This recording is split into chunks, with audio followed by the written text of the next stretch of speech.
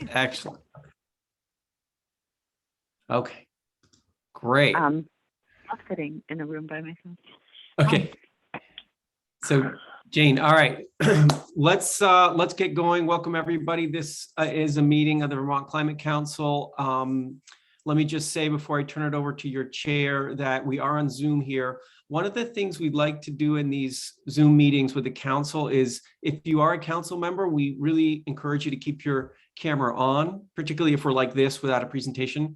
If you are a member of the public or somebody observing, we ask actually you keep your camera off until the public comment period, just so we keep a sense of the council members. So thanks for those of you joining us today. We ask that you can stick with us through our meeting, and we will have public comment around 4:30. Okay, so why don't I turn it over to your chair, Secretary Suzanne Young, and to kick us off today. Secretary Young. Thank you, David, very much, and welcome everybody. It is October 5, 2021. This is a special meeting of the Vermont Climate Council. We have a very packed calendar today, so I will skip through the agenda quickly. And if anybody at the end of that would like to make a request or suggest a change or modification, please let me know. We'll do the September 28-minute approval. We will hear from Kaya Morris, our equity consultant, who will talk to us about her process for working with subcommittees on the equity pieces of our plan. Jane will and TJ Poor will fill us in on foundational criteria definitions, particularly definitions for impact, cost effectiveness, and co-benefits when the subcommittees are prioritizing actions that they are recommending for consideration to the full council. There will be a presentation by Cadmus, who is a consultant, and they'll explain to the council again and in particular to the public what their role is vis-a-vis the council, as well as their presentation. We will hear from the subcommittee, the transportation cross-sector mitigation committee, and correct me if I'm wrong on that, David, where we'll be talking about their proposed transportation pathways, strategies, and actions. Yeah. And take a break, and then go back around to the same subcommittee, if I'm correct. It's the cross-sector mitigation subcommittee to talk about the buildings pathways. And then we will hear from them, the same cross-sector subcommittee on the electric sector pathways, and then on non-energy sector pathways. So we will then take public comment and discuss next steps and adjourn. So I guess before we start, I just think it's important to understand, again, that these conversations today really are the first presentation of strategies and actions that are under consideration at the subcommittee level, that are being presented to the full council for the first time, and that these are not, ideas that have yet been approved or adopted by the full council in the climate action plan.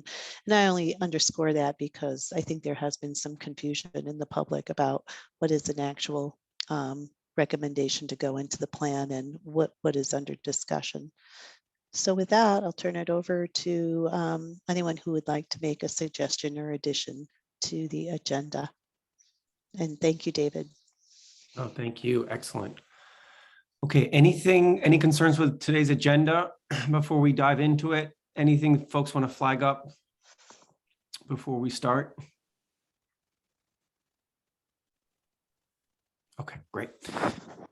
All right, so we need to do our usual approving of the minutes from our last meeting. They are hyperlinked into the agenda. I'm happy to put the link again in the chat if that's helpful. Just take a moment, and if folks need to look at those one more time, this is an opportunity to flag up any concerns folks would have in the way those minutes were done. Just as a quick aside from me, the minutes are being developed in a way that we hope is useful for the subcommittees, so that we are summarizing clearly what the feedback is from the council back to the subcommittees on these draft pathway strategies and actions. Okay, any concerns about our minutes from last meeting? Great. Anybody need a little more time to look at those minutes? Okay, great. So let's consider those minutes to be approved by you all as a council. Thanks so much. Let's move forward. Our first piece, as Secretary Young said, is our Just Transitions reflection moment. And what we've queued up for today is that Kaya Morris, who helped carry us forward as a co-chair to the Just Transitions subcommittee and is now on board as a consultant and facilitator with the subcommittees to help implement the principles and scoring rubric. And so we have Kaya here today to give us an update and a vision of how that work is being prepped up and how she plans to go forward and help all of us in this work, particularly at the subcommittee level. So with that, Kaya, with your new role as being on board, and thank you so much for accepting that role, let me turn it over to you to say how your process is being framed up and how you're expected to do this work in the coming weeks. Fantastic. I appreciate that opportunity very much. Good morning, afternoon. It feels like it's been a never-ending day. I'm so glad to have an opportunity to connect with each of you. David, I would like to ask if I may request an opportunity to share my slides. If I can, I have a teeny little slide deck that just to make it a little bit easier, as you're going to be bombarded with a lot of information today. So we'll try to do that. Absolutely. And what we've just as a quick piece of transparency, we were trying to do this in about 15 minutes total. And so perfect. Feel free. You should have full powers to share your screen. So go right ahead. I appreciate you very kindly. So just really quickly, I didn't even really introduce myself very well. So I'm Kaya Morris, she, her pronouns, and I am on, as David had introduced me, as a consultant to help support walking us through using the Just Transitions guiding principles and a scoring rubric that will help us to do deeper dives on each of the recommendations that are going to come into the Climate Access Plan in and of itself. So we are all drinking from the fire hose and we're moving fast and furious. So I thought it would be good to just highlight some really basic level things that we're going to be utilizing in the next few weeks. And I will absolutely have deeper detailed reports in the coming weeks as this work continues to develop. So I'm going to share with you all today a really simple PowerPoint that I think might help for us to keep track of all the different questions and things that we're holding with regards to this work. So I think it's good to start with what this work is. Okay, so what this work is, as I see this as an opportunity to review and to strengthen the recommendations that are going to go into the plan to better address equity in both design and in implementation. Not implantation, but we are going to try to implant these as a part of our generalized being. So please pardon my typo there. We'll fix it before it gets posted. An important mirror to state what these recommendations will and will not do with specificity regarding the lived experiences of those in Vermont. That is something that many are holding, and we're finding through the community engagement processes that there's a lot of anxieties that folks are holding about how this climate crisis is impacting them now and whether or not this work will consider their needs moving forward. This is also considered to be a pathway towards transparency on these decision-making processes. So before we say, this is what we're doing, this is what we recommend, this is where the state needs to go, we're going to be able to show from step A to step Z how we got there and how these things were considered in the final decision-making process of those recommendations. I do see this work as an encouragement for deeper collaboration between state government and the private sector. This work cannot just happen within the Climate Council. It's going to need all hands on deck from multiple different partners throughout our state. We also see this as a means for listening and reflecting on public's hopes, their dreams, and their demands regarding our climate crisis in and of itself. A way to be able to feel that as a person who has lended their voice, brought their great ideas, raised up their concerns, that those are being reflected meaningfully through this process. And so we're going to be really trying to interrogate those pieces and holding everyone to leave no one behind. And that includes all living beings, thinking about the earth as well, and not just as the humans that are a part of this process, right? So what this work is not, this is not a partisan initiative. Thinking about diversity, equity, and inclusion in this work, thinking about a just transition, is not about a particular political ideology, but it is about the urgency that we have to make sure that, again, no one is left behind. Okay, this is not a panacea. It's not going to perfectly do all of the things that we're going to need for it to do. It's not a silver bullet. It's going to be messy. It's not complete because we have a timeline that is beyond belief that we are trying to do so many things in within this point in time. So it's part of what's meant to be a continual iterative journey. So as these recommendations make their way to the legislature, go into rulemaking into different departments that might want to pick up those pieces, they're going to need to continue to ask these very same questions as they're thinking through, where are we going next? And you, as the public, are also a part of that conversation, right? So then this is also not siloed. Again, this is not saying that this is only going to address emission standards, nor is it only going to address what happens in the business sector, nor is it only going to address what happens within the BIPOC community or the disability community. It's meant to think about all of those things and working in tandem together. And it's, again, as I said, it's not going to be perfect, and it is going to be challenging. And some of our greatest hopes and wishes we may find may not be ready for prime time just yet, but that doesn't mean we give up on them altogether. So how we're going to be utilizing the guiding principles and scoring rubric. If you all remember this document that I have here, this is just a screenshot and not the whole piece. You can find the full document on the state website at climatechange.vermont.gov. So when we're thinking about how we're going to be using the guiding principles and the scoring rubric within the subcommittees, we're already seeing that prioritization happening right now. It's going to be very, very key that subcommittees continue to work on refining what are going to be the ones that are ready. Which ones do we have that we can move forward with, or at least continue to tease out the details on beyond December 1st, beyond March, and moving forward into the future. So we're going to need that level of both specificity and of commitment when we're thinking about the things that we're putting into this plan so that we can actually implement them in real time. Our goal is to begin deep dives in committee meetings. I've been attending meetings up to this point to try to lend a voice as groups are going through thinking about their prioritization. And we will actually start to dig in, beginning with cross-sector on October 15th, rural resilience in ag and ecosystems on October 22nd. And we will go through an overview of that work, and we're going to actually start working through some of the recommendations itself. Now, I need to make it very clear that we recognize many of the subcommittees do also have work groups that are in different areas of focus. These are conversations that I hope you all are starting to think through. But if you have not yet, we're going to do our best to get you caught up. But these are things that you're going to want to have to work on. And there may actually be some recommended items that we will not get to in the committee moments themselves, in those hours and minutes, that might need work outside of those places. And I assume some of that will be taking place, and we'll be working with the chairs to figure that out on your subgroups within each of the committees. So our goal, though, is to have that all actions that are going to be flagged for prioritization, they're going to be lifted up in that plan as this is where we are going. This is what we are expecting, that those will have gone through a review using these principles and the scoring rubric.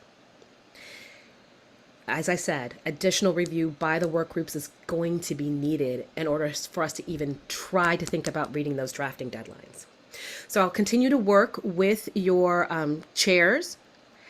I'll continue to work with your chairs to develop out agendas, and working with Jane to develop out agendas that will really give an opportunity for us to dive in here. Now, we'll also be using equity within those spaces, thinking through what are the places and spaces where folks can't really engage because there's too much perhaps happening in the chat, and how we'll also incorporate public comment within those spaces as well, because we continue to want to make this an open and accessible space for the public as well to be a part of this, while the conversations and deliberations will be focused on the committee members themselves.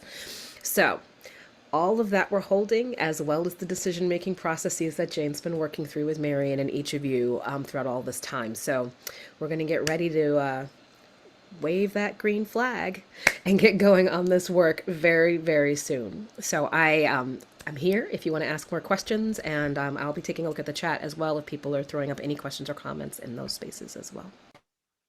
Thanks, Kaya. That's great. Okay. So that's Kaya's vision, the work that's coming and the work that'll happen with the subcommittees in particular. Do we have, you as a council, have any feedback, questions, comments for Kaya now? We have a little bit of space here if we want to have a conversation about this. What's jumping out at you about particularly promising or things that just aren't clear yet? Any reactions? Abby? Thanks so much for that, Kaya. I guess I would like to say that I would like to encourage us to think about whether after we pass our December 1st deadline, if potentially we could turn a bit of an equity lens to our internal processes within the Climate Council and the ways in which we have been engaging, whether it's within committees or across the council structure, as I think that there are, for those of us, some hollowness to some of this, given how this process has played out for many. So it would just, I think it would behoove us as a council to take on some of that work after we've reached the deadline for the climate action plan. Thanks, Kaya. Thanks, Abby. Interesting. Yeah. Other reactions about this work coming up? Anything that would be helpful before you all dive right into it in your subcommittees? Joey? I have a question. Thank you, Kaya. That's very helpful, and I'm very much looking forward to working with you. One question I have is that, what can we do in terms of like putting more clarity around the recommendations we're putting forward, and what further work will need to be done with some of the folks that are actually the practitioners on the ground? I mean, I think about in the transportation world that I've been working in, I'm not a transit provider. I am, and so I don't want to answer all the questions. I want the people who are using the service, the transit providers, the practitioners, to be putting the final points on program design, that sort of thing. So my question is to you, what can we be doing and what kind of parameters can we put around recommendations for program policy design, but then stop short knowing that we are not the right people to be answering some of those questions. Yeah, no, thank you for that, Johanna. It's absolutely going to be something that's going to be necessary. And I see this report as an opportunity to make those declarations, right? So in order for us to see that we're going to meet the goals that we're trying to meet, that include the multiple factors that we've said are important and crucial in order for this to have meaning, in the implementation of it itself, we do have certain expectations.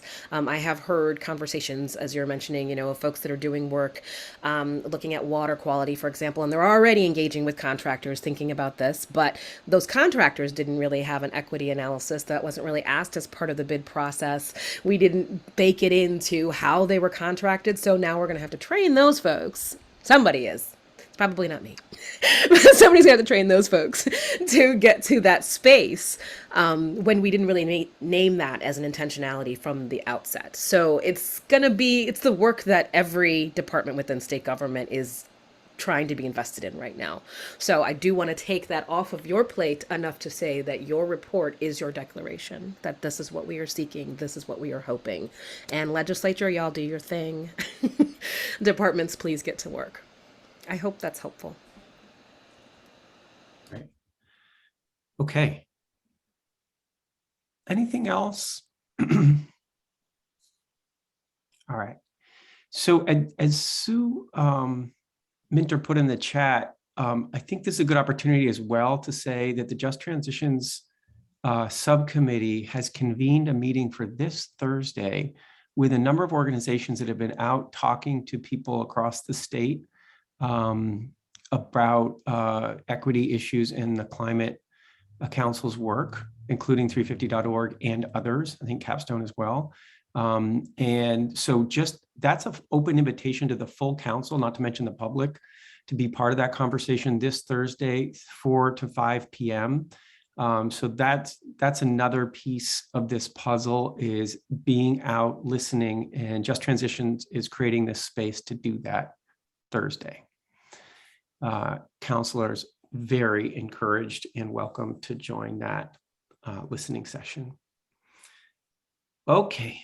And if it's not on the calendars, I think someone said in the chat, we can make sure that we get that up on the calendar ASAP. Okay, thanks. All right, so that's our Just Transitions moment. Thank you, Kaya. Absolutely. What a relief to have you on board with this. Thank you for that. All right, so the first substantive thing we're going to deal with today before we get into the cross-sector mitigation presentations and thoughts is around the definitions we're using in this prioritization exercise. We're calling them definitions for the foundational criteria. Jane and maybe TJ Poor will help, have been doing a lot of work on this and want to present that and say where it's been in terms of getting subcommittee feedback and where it needs to be by the end of today. So Jane, why don't I turn it over to you to walk us through where you're at with this, and then we'll discuss what we need from the council as a result of that. So Jane, you want to take it away? Everybody can hear me okay through the computer? It's so, honestly, I gotta say your audio is not super. Okay. Well, this is the best I can do, I think, because I have it projecting through the computer screen. So hopefully you can all hear me enough. Enough, yep, we'll make it work. Thank you. Slow and paused, yes. I'm gonna share my screen. Oh, no. I have to drag it. Computer's up again. Sorry, 1 second. Commissioner, do you see and IT? We can see your screen. Oh, all right, that's fine then. We can see your screen. Yeah. All right, I'll just have to look at my computer. Sorry. Okay, sorry for that. While we're doing that, It's going now. volume so that you're actually.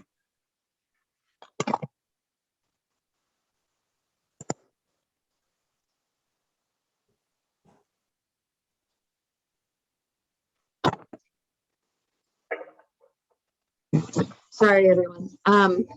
So I'll talk as slowly as I can while keeping us on schedule. I don't want to spend substantive amount of time speaking to the prioritization process because I really wanted us to lean in and recognize that today is our chance to finalize the criteria definitions, recognizing where we are in this process and the need to be acting on prioritization over the course of this week and next within the subcommittees.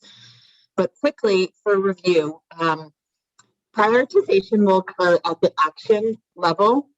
Because of how we've dove into the work with Kaya and recognition that there was not enough time nor the bandwidth within the climate action plan itself to put forward all of the actions that are coming out of the subcommittees right now, that there was a need to advance based on prioritization, the highest, most impactful actions using the prioritization and the criteria we're putting forward.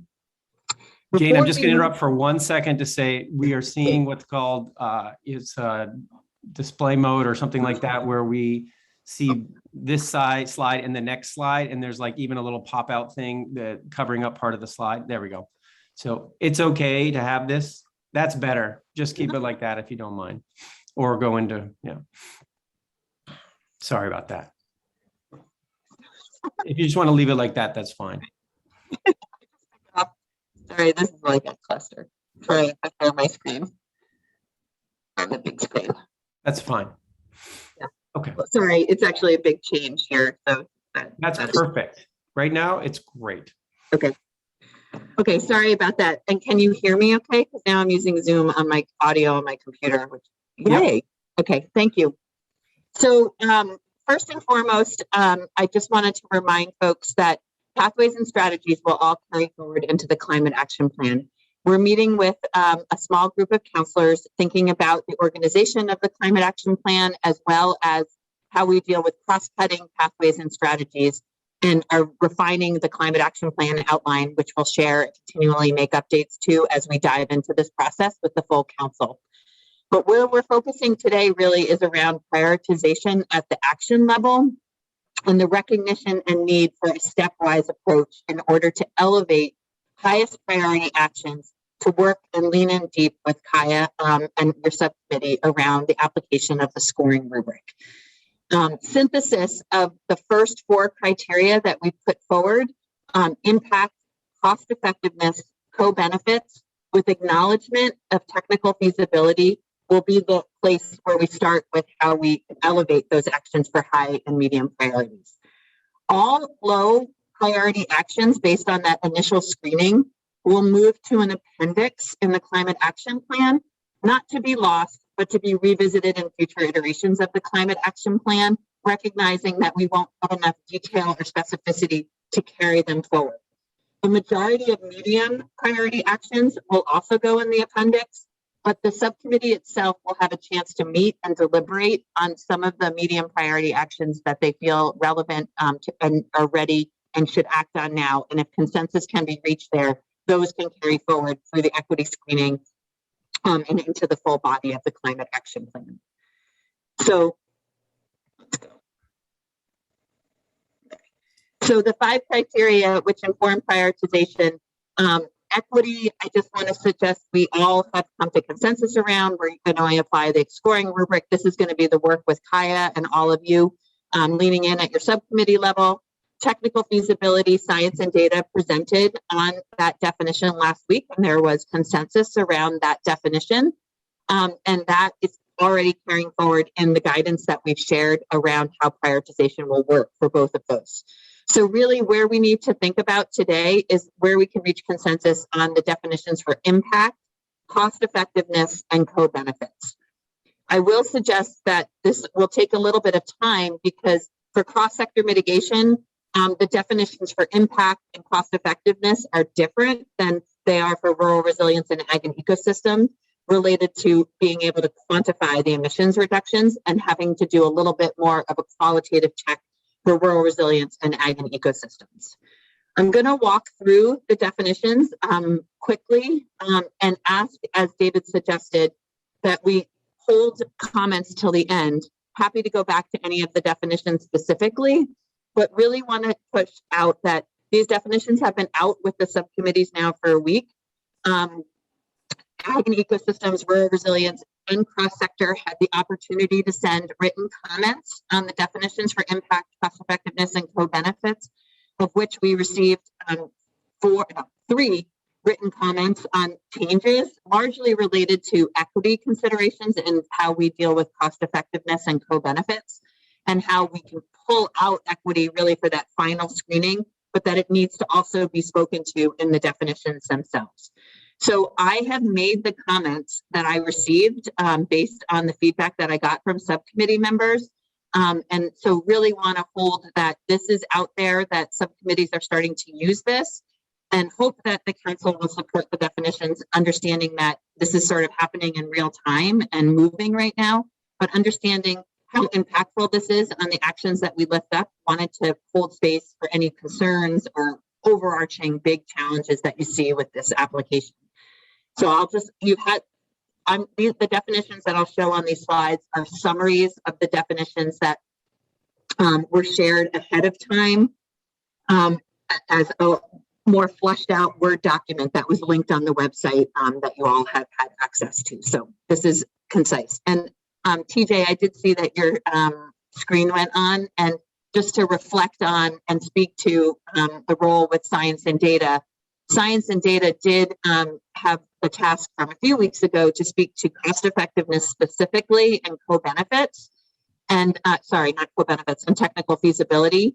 Technical feasibility again was adopted, but we did go back and work with science and data on the definition that you'll see in front of you today for cost effectiveness specifically, and refined the definition that we had put forward for prioritization with input from science and data so that we could have one consensus definition here.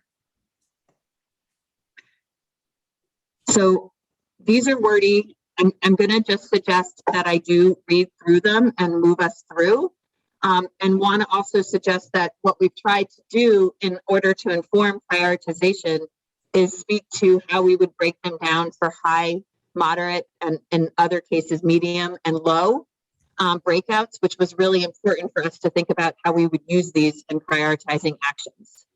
This one specifically for cross-sector, we looked at the definition that was used from the Climate Action Commission's report as to not reinvent the wheel, and try to use a similar framework that the Climate Action Commission put forward in reviewing and prioritizing recommendations. But I will say that we lowered the benchmark for how much each action had to be reducing greenhouse gas emissions based on our understanding at this point. And I've heard Councillor Duval say so well, but that there's no silver bullet, as you'll learn through the presentation from Cadmus and EFG today, for emissions reductions, that it's really going to be an all hands on deck kind of action approach in order to get the emissions reductions called for in the GWSA. So what you see here for high impact action recommendations was actually the medium, medium impact recommendations in the Climate Action Commission's recommendations. So we've just lowered the thresholds. And in the actual detail in the document that's attached and posted online, you'll see the actual equivalents of metric tons, as well as other components that speak to how we got to these thresholds for cross-sector. For rural resilience and adaptation, as well as ag and ecosystems, again, this is a more qualitative definition than the other, but we tried to do it so that there could be a systematic approach across the subcommittees who have to use this. And we adapted this with input from Lauren Oates and others using the definition that was written for the state hazard mitigation plan. So building upon definitions in other state plans to be consistent in their application, we modified this just to speak more broadly to climate change impacts rather than specific hazard mitigation impacts. And then try to recognize the impact level across a broad scale and range in order to get at the scale and scope of each individual action to get to the high, moderate, and low impact definitions that you have here.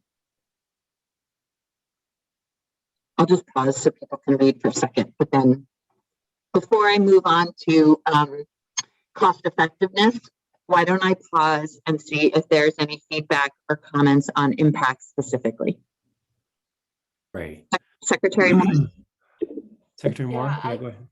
I just wondered about working lands and specifically calling them out. I see that we've got built it or a natural environment, but I think working lands is often somewhere in between and might be good to explicitly call it out. Let me do that. Okay. Erica? I just wanted to pass my thanks along for looking at this and the work that folks, the thought that folks put into kind of separating this out in the definition, because it definitely accounts better for impacts. And when we get into cost effectiveness, it allows us a better pathway for being able to qualify those. So thank you. Great. Thanks, Erica. Bram? I wonder, as I think about this framework conceptually, whether when we're talking specifically about mitigation, whether we want to use impact as one of the screening criteria, because it seems to me that as long as all the recommended actions add up to the right number,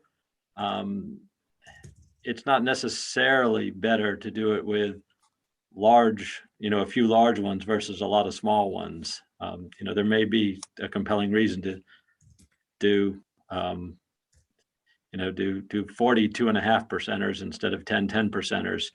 And, I wonder if we're distorting the framework by including impact when sort of the definition of what we're doing, it has to add up to the right number. Thanks, Bram. I wonder if, Jane, you just want to speak to that quickly. Are we creating an unnecessary hurdle towards a larger collection of smaller things that add up to the full number? Or do you think? I don't actually think so. But I will say that I think that when we had this conversation with cross sector, and others can speak to this better than me, there were only likely 1 or 2 high impact actions that are being proposed. The majority of actions being proposed would be medium or low impact. And so there was a recognition that we needed to ensure that we could carry those forward over the full summation of prioritization, while also taking action first and foremost on the ones that do give you a lot of emissions reductions, recognizing that capacity would be short, and that we do need to get as much emissions reductions as possible over a handful of key and substantive actions. Great, thank you. Great, thanks, Bram. Kelly, last word on this, and then let's keep rolling forward. Thanks. I just have a question about the word that's used. In the last sentence on each of these bullets, it says actions that would affect broad scale change. Is that supposed to be affect or effect? Because there would be a difference in meaning. And I feel like it maybe is supposed to be effect, but someone can hopefully clarify that. You don't have to answer me now. You can look it up. But okay, get our grammar right. That's okay.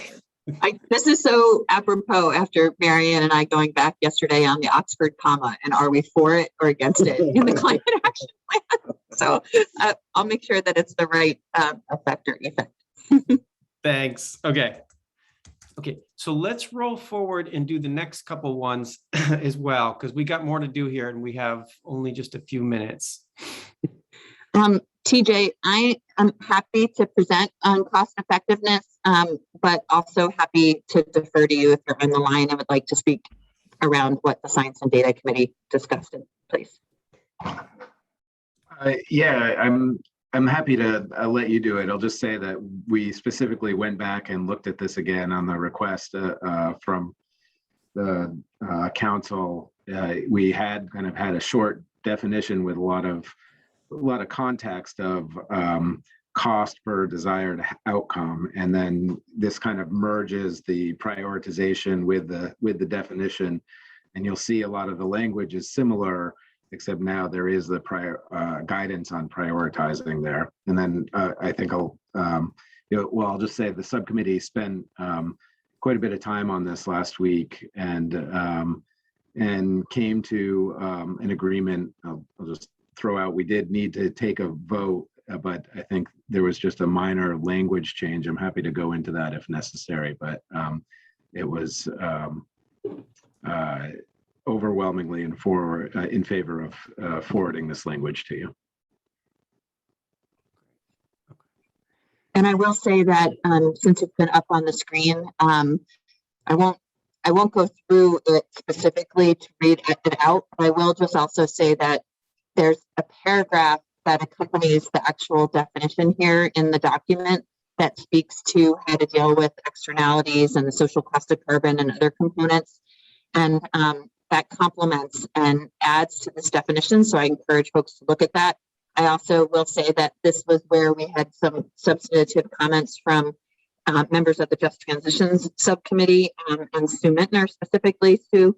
And I did add in at this speaking to equity in that definition in the bottom that accompanies it, where you suggested to ensure that as we're thinking about the benefits that we're also thinking about the impacts with respect to equity.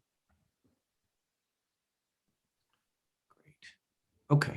And then I think what I'd like to do is shift to cost effectiveness for the other two subcommittees, because this is perhaps the definition where we took the most liberty in trying to craft one that would work in a transparent way for these two subcommittees.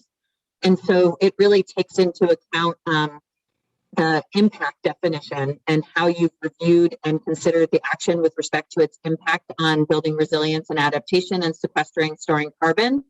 And then based on that, and I should say that we fall to that definition to think about the fact that we don't take into account the deferred costs of putting off action in this definition, but we've tried to think about using the impact definition as a way to get at that in a more broad casting net kind of way.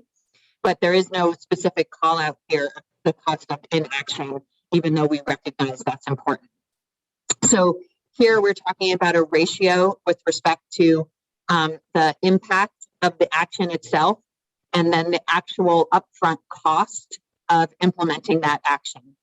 And it speaks to actual real investments and new revenues as a way to get at that.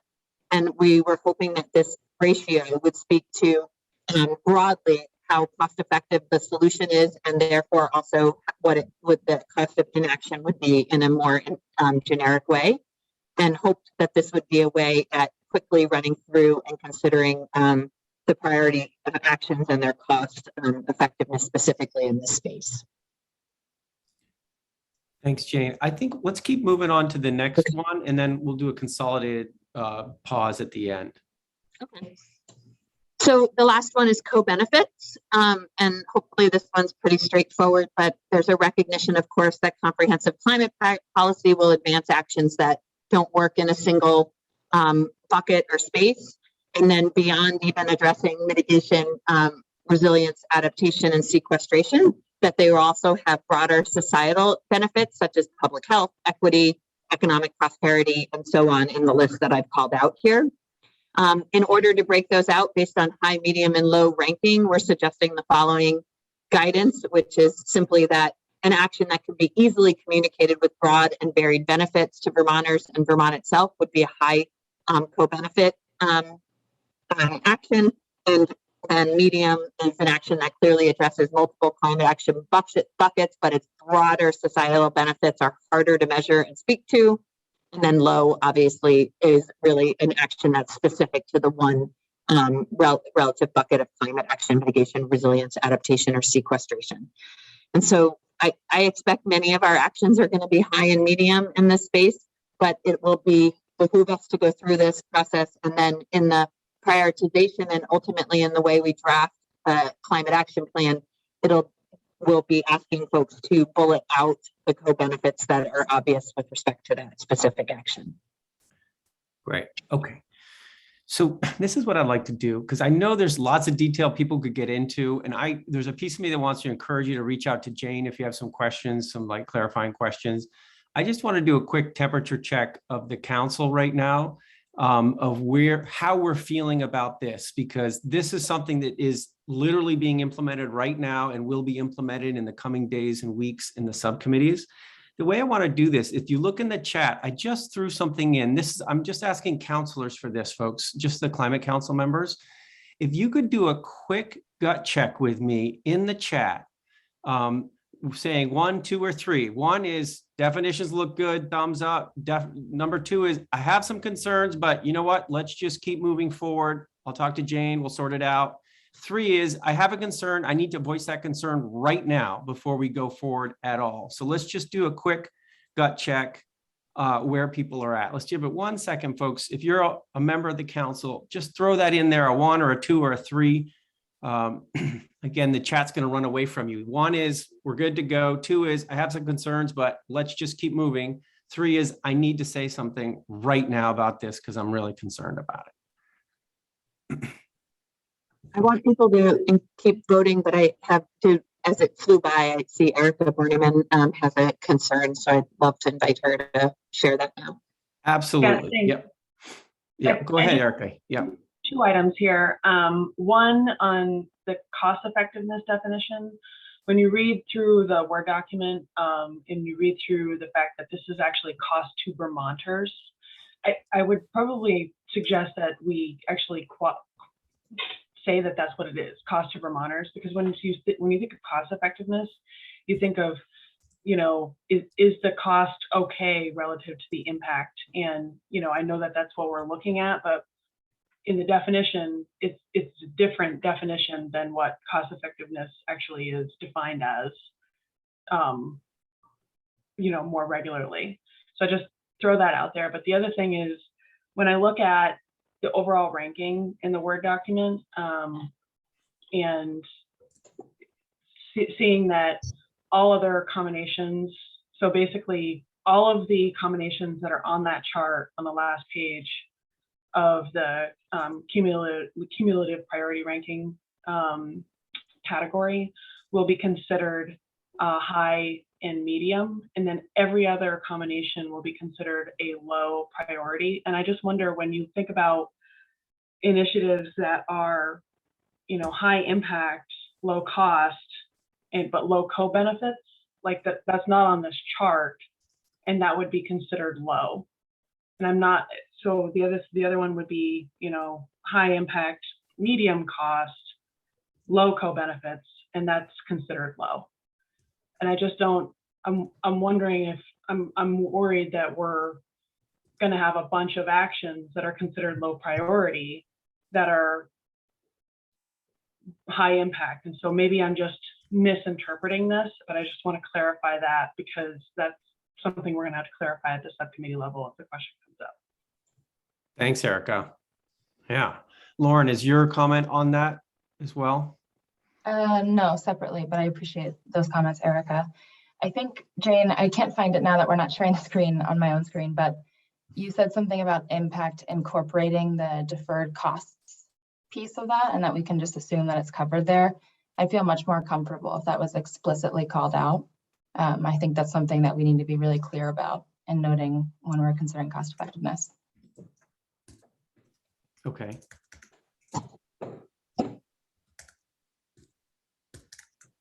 All right. So we have two things that are making us uncomfortable right now. One is this issue at the chart at the end. If one thing is low, for instance, if co-benefits is low, it kind of is dropping down in our ranking, and maybe that's not what we want to have happen. That's one. And then Lauren's point about explicitly talking about deferred costs. I want to make sure I captured that correctly. Is that right, Lauren? Deferred costs? Okay. Those are the two things we're saying are must-have mentioned right now as we head into that. Okay. So that's the time we have today. This is going to be one of these days where we're really cooking along in our issues. Are we okay bringing these two ideas back to Jane? And as the subcommittees and Jane are working to implement this, we have these notes back. I can show you my notes actually right now if you'd like to see. This is my notes right now. On impacts, we had a couple comments here about calling out working land specifically. We had a concern that, are we making unnecessary hurdle for lots of little actions that add up? So just to keep that in mind, Jane thinks that's not going to be a problem the way it's framed, but to keep that in mind, we got to fix our grammar with effect or effect. And then in cost effectiveness, we said, let's explicitly call out this is cost to Vermonters, because that's the universe of numbers that we're working on in costs. And that impact should explicitly make mention of incorporating deferred costs. And then Erica's final point right now, like, hang on a second, if something doesn't provide co-benefits, but it's great on other things, do we really want to drop that down to a low priority, right? That's the feedback to Jane and the subcommittees as they start to do that, right? This is an opportunity for us to be able to say, yep, let's get going. Rich, if you can do this quickly, I'd love to do this. And then we really need to keep rocking along in our agenda today. Go ahead, Rich. Maybe this has been dealt with, but there are two kinds of costs. There's the costs that we incur in order to take action. And in that sense, we're talking about explicitly cost to Vermonters. But the costs of inaction, that is the social cost of carbon, is not limited just to Vermonters. And I just want to make sure that when we say costs to Vermonters, we're talking about financial costs of taking action, and we're not ignoring the social cost of carbon globally. Great. Thanks for that, Rich. That's kind of helpful clarification on that. TJ? Yeah, and I put this in the chat is just the language in the document does speak to that, where it essentially recommends Vermont to Vermonters, or cost to Vermont and Vermonters plus externalities to include the social cost of carbon. So effectively a Vermont resource cost test plus externalities. Great. Okay. All right. So we'll add that. I can even make better language. I'll just cut that out of the chat. We can clean up the notes later. Okay. Great. All right, folks. Thanks for that. I think we should move forward. Thanks, Jared, for the comment in the chat. I think what we need to do is roll forward, knowing that we have a decent set of definitions that as the subcommittees work through them, my guess is there will be some adjustments in real time. But you have sent them off at least with a decent starting point to get this work done. Okay, great. So the next thing we wanted to do is switch gears and get into the meat of cross-sector. We're going to start that with a presentation from the technical consultants that have been hired as part of this process, which is the CABMIS group. And I'll ask Jane if you could just introduce who from CABMIS will be presenting today, this technical pathway, the analysis that they've been doing. So Jane, if you can just introduce folks today that'll be presenting, that'll be really helpful. Oh, did we lose Jane? Can you hear me? Yeah, we got you now.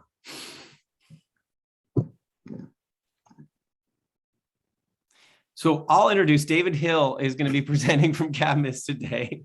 And David, thanks for being with us. If you can just, as you get going, say a word about yourself and the team at CABMIS so folks understand your role as technical consultants in this process, that would be really helpful.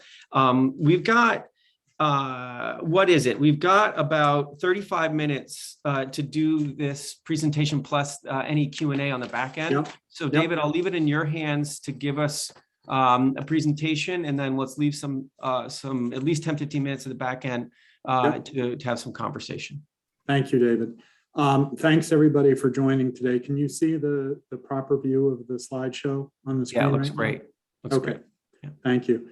So as David said, I'm David Hill. I work with Energy Futures Group. Energy Futures Group is part of the CADMIS team. The CADMIS team is hired as the technical consultants for the Vermont Climate Council work and the Climate Action Plan. We have EFG, which is based in Heinsberg, Vermont, CADMIS Group, working out of their Boston office, and then also folks from UVM who have been working with us on this project. So I'm presenting on behalf of kind of a team of more than a dozen subject matter experts in this area. And we've been working closely with the cross-sector and the other subcommittees, and appreciate the opportunity to present to you today on the pathways analysis and result. So what I'll go over today is discuss the climate action plan mitigation scenario, and then you will hear after my presentation from each subsector from the task groups from cross-sector mitigation. But we want to give an overview of what in each of the sectors the CAP mitigation scenario involves. We're meeting the targets, how are we meeting the targets, and some observations about the important elements that contribute to that. I will also then discuss a little bit at the end some things that are related to the discussion that's just been going on in terms of comparison of different potential scenarios between each other and the economic impacts. And I will plan to leave as David asked, about 10 minutes or so, 10 minutes plus for questions and discussion. So the climate action plan mitigation scenario, this is something from our scope of work. And what I want to emphasize is that the top line there, we're building upon analysis that's been completed by the state, the Public Service Department, working with the Stockholm Environment Institute, working with the Low Emissions Analysis Platform, the LEAP model. So there is a comprehensive model that was developed to support the comprehensive energy plan. And our task group as the technical consultants in this area was basically broken into two different elements, task 4A and 4B. The first one to review and then make recommendations for the potential changes to the modeling that had been done to more to best reflect the priorities and some of the actions that the cross-sector mitigation subcommittees were considering. And so we completed that deliverable last week. As with everybody else, we appreciate this is all working on multi-tracks and very quickly.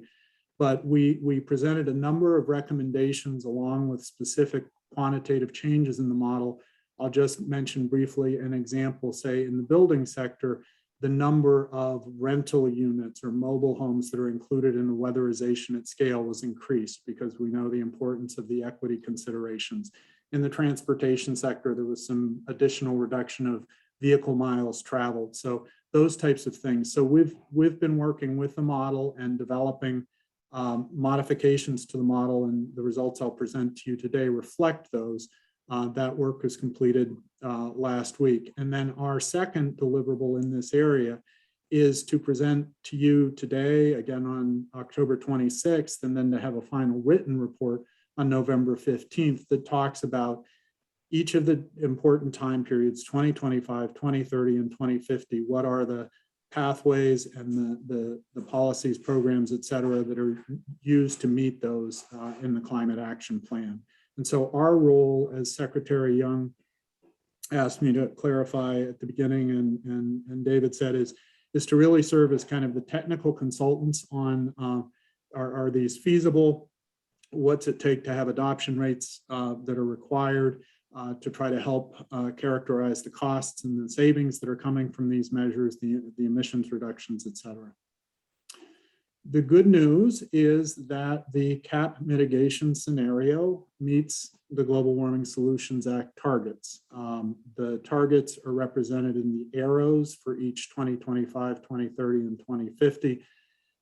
When I say meets for 2030 and 2050, it's a slight fraction of a percent that the emissions are over the target right now, but to first degree and to the level of accuracy that we should expect kind of in modeling and stuff, these are meeting the targets. And so for 2025, the emissions reductions are actually greater than would be required strictly by the target. One of the reasons for that, though, is that the pace required to meet 2030, you can't just barely meet the target in 2025 and then amp it up to meet in 2030. So there is perhaps what we might call overachievement in 2025, but that is all in the interest of meeting the targets both in 2030 and 2050. What I'll do now, and then you will be hearing from each of the task group leads in the cross-sector mitigation subcommittee, and they've done an excellent job in terms of identifying the priorities and the policies and actions that they think that they will move forward that are consistent with the action plan. So what I'd like to do now is I'll go through each of the sectors and review what's in the modeling now and how that can support the types of activities that each one of the cross-sector mitigation leads will present to you following my presentation. So I'm doing this in the order of the relative size for emissions. So our transportation emissions are the highest emissions in the red bar, and then I'll go through the others, buildings, and then non-energy electricity subsequently. So the transportation sector for the CAP mitigation scenario, it has sector emissions reductions of 15% by 2025, by 36% by 2030, and 88% by 2050. And this comes primarily from electric vehicles, and electric vehicles have two ways in which they function to reduce emissions. And the chart on the left, I will say, is these are the emissions associated with the transportation sector by vehicle type over each time period. So the emissions are being reduced here, and you can see that gray bar in 2020 is the largest portion of emissions. That's from gasoline powered vehicles now, and you see that declining over time. So the switch to electric vehicles has two important impacts for emissions reductions. One is that electric vehicles have a higher efficiency than conventionally powered vehicles. And then also it's a cleaner fuel. So other contributors in the mitigation pathway include some further adoption of biofuel, efficiency for the remaining conventionally powered vehicles, and then vehicle mile or passenger mile traveled reductions as well. This slide goes a little bit deeper. There's a lot of detail in these, and we don't have the time today to go into these, but this gives a little more illustration for the transport sector of how we're getting there. That the panel on the left shows, instead of the emissions, this then shows the energy demand in the final energy demand by vehicle type. And so the increasing, as we move to the right, the increasing yellow, orange, and bluish bars are the increase in the number of electric vehicles, the energy demand for those electric vehicles. So you see overall energy demand in the transportation sector going down, and you see a much larger share of that demand, and particularly by 2050, coming from electric vehicles. The chart on the right is one that Gina and Joey have been asking for appropriately for a long time, and we're happy to be getting the specific numbers. This shows the vehicle stocks by year. And so while the cap mitigation scenario phases out the sale of new vehicles that are not electric by 2033, the stock of vehicles, there's still a remaining internal combustion engine stock out through 2050. However, in 2030, that gray bar represents about 160,000 battery electric vehicles on the road in Vermont in 2030. So we can look at both sales and stock in terms of the transportation sector. So the analysis that's included in the LEAP model, again, it's the low emissions analysis platform model developed by Stockholm Environment Institute, and they are continuing to work to update the model, to reflect these changes, to give us outputs that will be used by the CADMAS team to do an economic analysis using an in-plan model, which is kind of more the macroeconomic impacts. But the analysis that's in the LEAP tool, both initially and then how we've modified it based on our review, supports initiatives like Vermont's participation in the Transportation Climate Initiative. This is potentially an initiative that would allow Vermont to raise some revenues and then to support initiatives such as a replace your ride type of activity or increased transit access, initiatives to promote smart growth and other transportation demand management activities, or feebates for more efficient and less efficient vehicles. We'll be conducting some additional supporting analyses and presenting it in our pathways report. And then when we talk with you again on the level, say, of things like customer financial incentives for the adoption rates that are incorporated in the modeling currently, I would caution that we won't end up doing a detailed program design for all of these initiatives within the time period that's available, because that's kind of a bigger mouthful than we'll be able to swallow at this time. But I think that there's ample quantitative analysis and support for putting forward initiatives such as this in the transportation sector. So then the next sector, moving on, is to buildings, the second largest contributor. The building sector, in the cap mitigation scenario, the emissions reductions are a little bit less, but roughly equivalent to from 2020 to 2030, 37%. This is across both residential, commercial, and industrial buildings, and 83% by 2050. Most of that is coming from the residential sector. About a third of it is coming from commercial, and a little more than 10% of that is coming from the industrial sector in the analysis currently. That doesn't mean by the time that we get out to 2050, there may not be deeper reductions in the industrial sector that are available and that we can take advantage of. But for right now, what's reflected in the model and how we get to the GWSA targets is primarily savings from residential and commercial sector.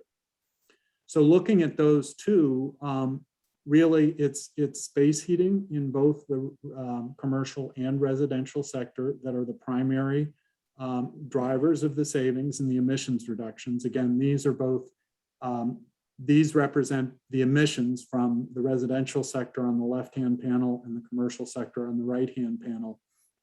And similar to what we saw in the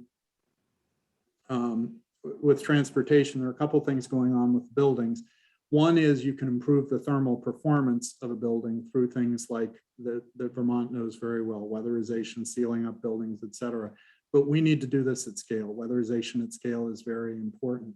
The second is to switch to, like the electric vehicles, a heating source that has higher efficiency and then also uses a cleaner fuel. And heat pumps, cold climate heat pumps offer that ability.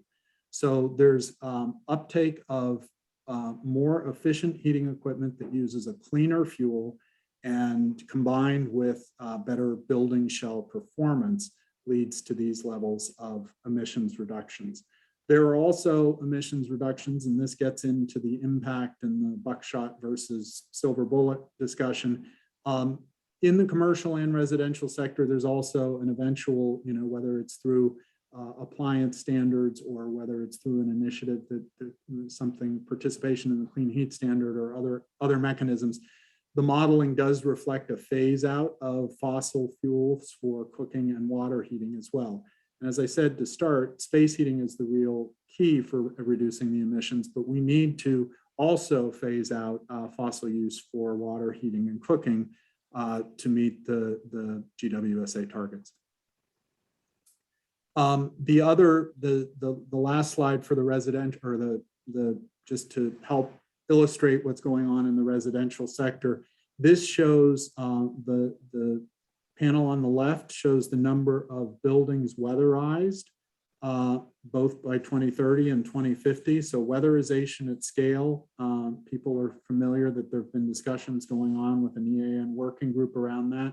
This shows 120,000 is now currently in the CAP mitigation scenario by 2030, with a disproportionate level, not just strictly proportional to the number of housing units, but actually focusing on mobile homes and rural apartments, urban apartments, and urban mobile homes. So they are overrepresented as their share of proportion in the housing stock.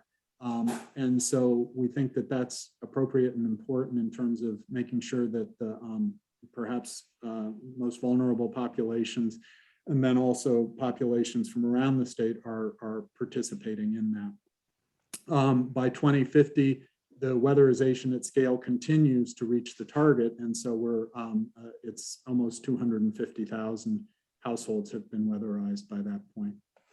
On the right-hand panel, this again shows the adoption of heat pumps and heat pumps of varying types.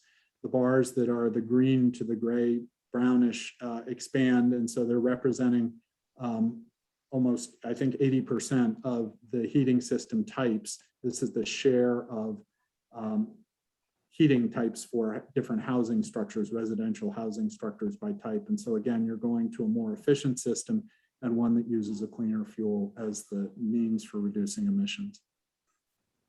So the analysis that's in the CAP mitigation modeling and the scenario supports, provides analytic support, and it supports the a number of actions, strategies, and policies that the cross-sector mitigation subgroup task leads will be talking to you about, such as the Clean Heat Standard, rental efficiency initiative, weatherization at scale, the phasing out of fossil cooking for water, water heating and cooking, New construction standards, so that new buildings, buildings have a much slower turnover than vehicles, for instance. And so the standing stock of building, new buildings need to have the highest levels of thermal performance, and then also lowest levels of emissions based on available technologies. And then finally, increased demand response and coordinated load management. The ability to control and coordinate loads across multiple end uses within a building, and then even between buildings or across buildings, is very important for both the electric sector to help keep the costs down and the amount of capacity that's required, as well as to make most cost-effective use of the energy supplies that are available. Taking a deep breath here. The next sector is the non-energy sector. And so what we're looking at here are emissions from industrial processes. And these are not this is the direct emissions, not the energy-related emissions. The energy-related emissions from industry were in the industry, commercial, and residential before. But from processes, there are direct release of greenhouse gases, as well with agriculture. The energy use is accounted for elsewhere, but these are direct emissions from agriculture and waste. So in the CAP mitigation scenario, the non-energy sector has slightly lower reductions than the two that I've presented previously. From 2020 to 2030, it's a 17% reduction, and it's about half, 52% by 2050. Most of this, 2/3, comes from agriculture, and then 1/3 from the industrial processes. Looking then at each one of those in a little bit more detail, in agriculture, roughly 70% comes from enteric fermentation. This is the use of alternative feeds and feed management, et cetera, to reduce the belching and other emissions from ruminant cattle and other animals. And so there is a fairly significant reduction that's incorporated in the modeling there, as well as in manure management, which would capture things like anaerobic digestion. One of the adjustments that our team recommended was that these reductions were initially in by 2025, and they have been moved out somewhat to a later date to reflect the pace of adoption. Another difference was that the agricultural soils, there is an opportunity to reduce the emissions from agricultural soils by increasing the uptake of carbon. Soil management practices. In earlier modeling, this was a very dramatic decrease, and it's been reduced somewhat based on the carbon budget work that the folks with the UVM part of our team did, and then further discussions with experts in that area.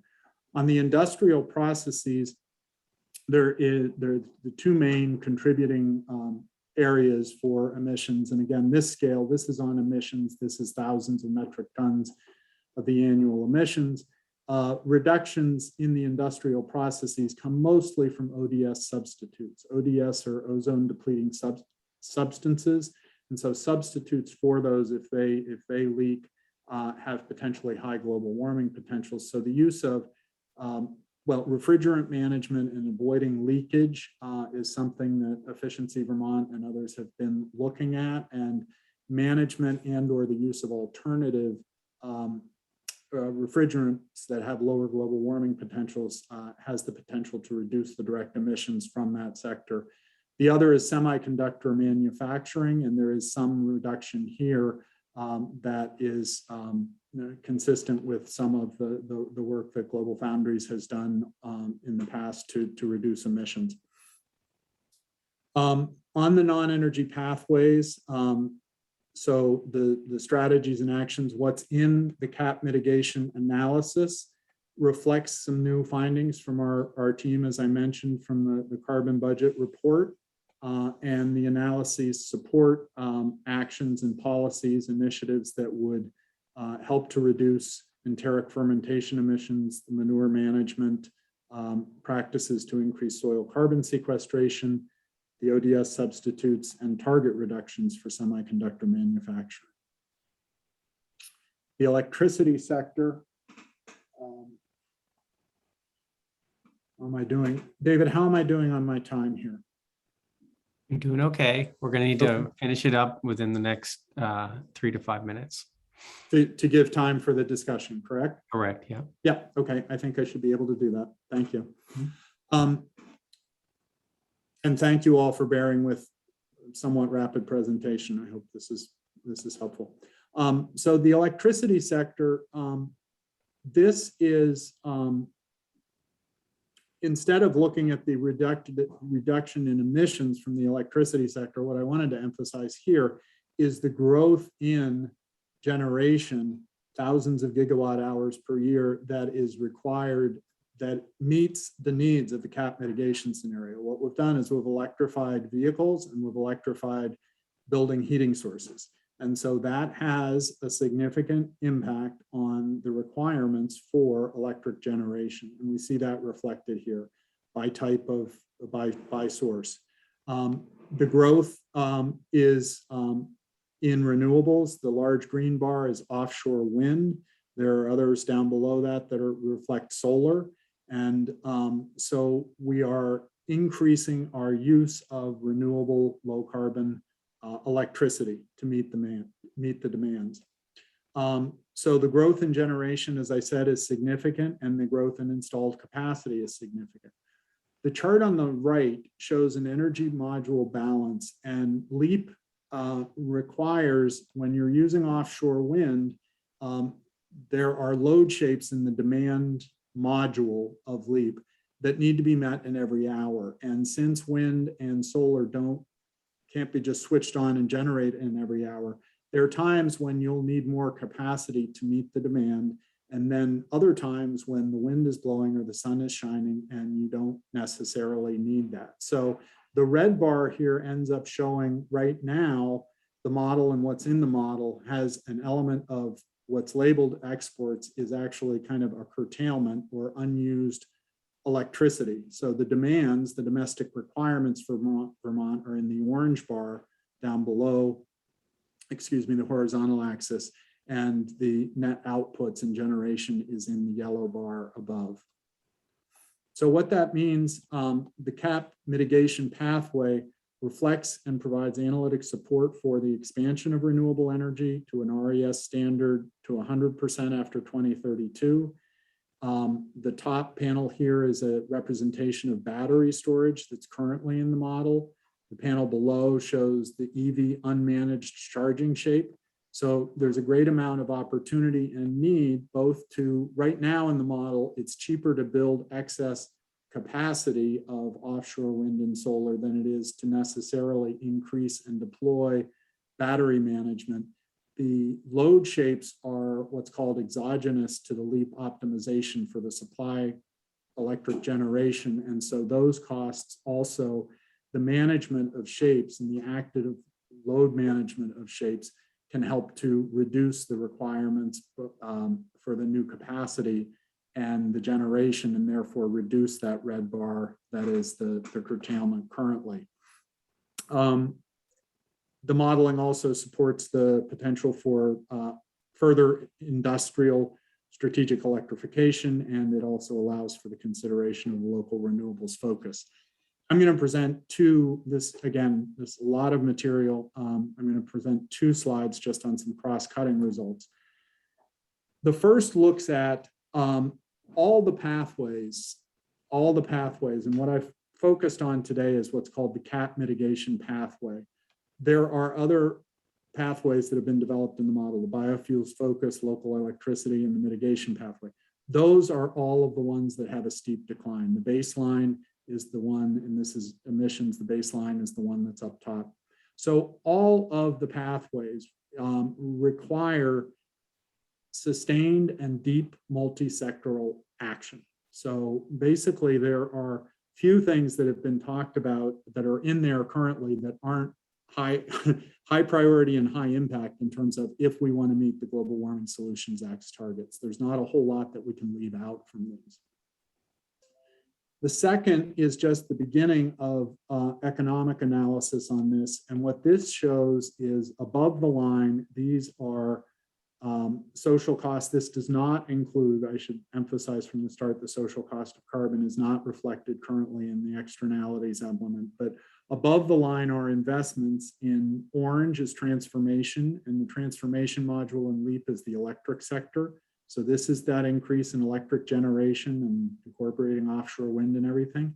The yellow bar is the demand sector. So investments in building efficiency, heat pumps, vehicle electrification, all of that's represented in yellow.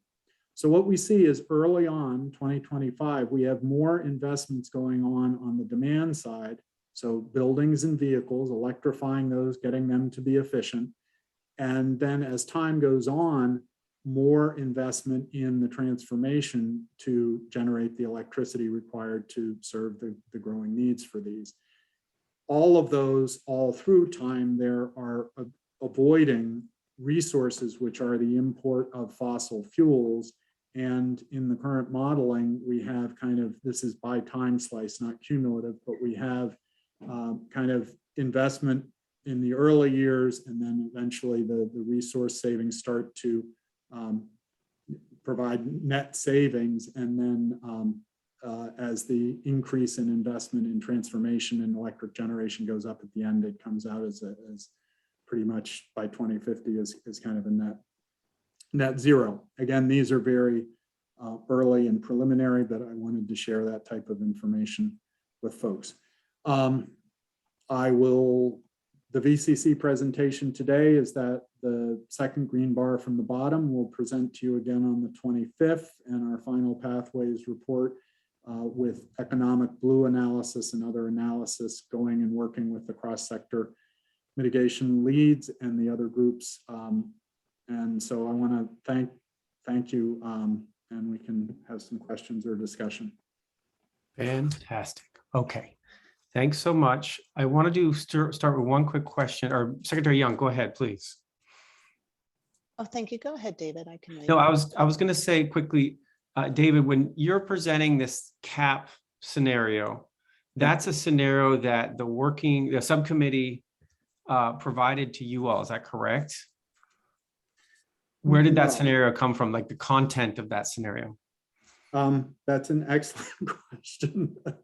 So, and let me, others on the phone can chime in here, but how this is played out and is that the state started working with SEI, NESCOM, and SEI with the Public Service Department to develop a LEAP model for the support of the comprehensive energy plan. And so that model has been developed over this past year. And our task coming in was to start working with that model to help review and make recommendations that might help it further support the climate action plan. So the intent, I think, is for there to be one LEAP model that supports both the climate action plan and the comprehensive energy plan going forward.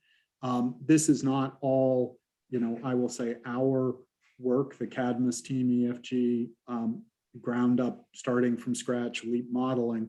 We're really building upon, and I think it was an incredibly strong platform to build upon the work that SEI had done in conjunction with the Public Service Department to develop the model. So the CAP mitigation scenario are results that reflect the recommendations that I said, our team delivered kind of last week, in essence, end of last week, to make a number of specific, that information's all available for people if they want to get into the weeds, but there was a whole list of perhaps a couple dozen different adjustments. Does that help? And TJ, do you want to? Sorry. Yeah, I just wanted to make sure that folks understood like where the ideas were coming from in there. Secretary Young? Hang on one second. You still have your headset mute on. Okay, here we go. Thank you. Thank you, David. Both Davids. And I have probably a question similar to David Plum's because, terminology is everything right now. and you're using the term cap. And I would think that for this council, cap is the ultimate goal of this council, is to design a climate action plan. So when you use that term, it seems like a fait accompli again, that we have a cap and now you're analyzing it, whereas we have not, reached an agreement or even drafted the plan. So I think Right. for purposes of this council members who may not live and breathe this terminology all the time, and Yeah. the public, we get a lot of pushback there. We're already have decided things when we really are in the preliminary stages of considering ideas. Yeah.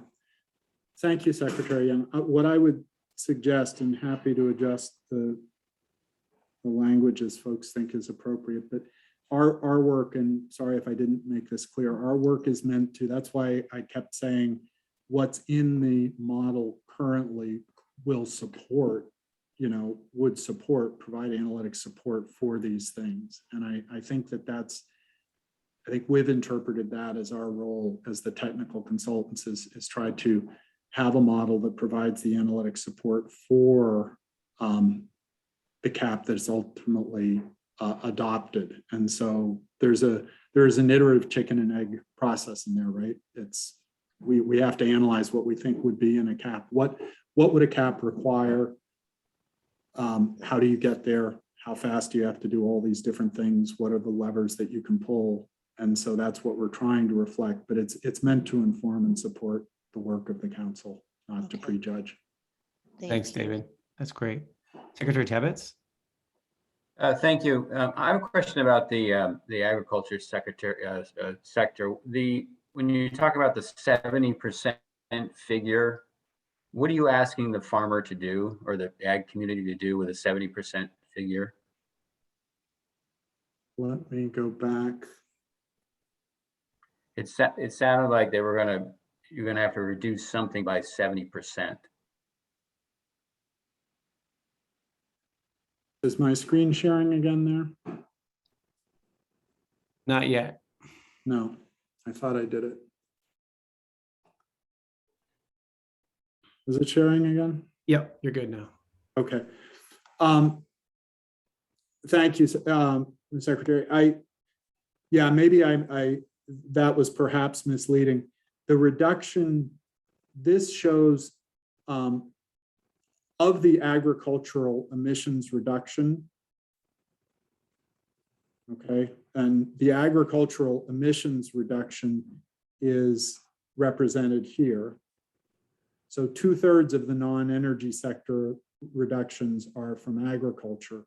And of that, 70% of those reductions are coming from enteric fermentation, and 15% from manure management, and the rest from soils.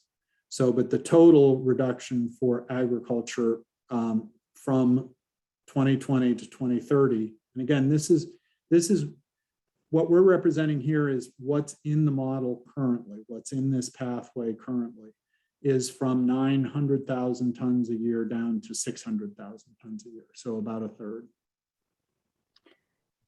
So it sounds like practices of feed would have to be changed. Is that what that's leading to?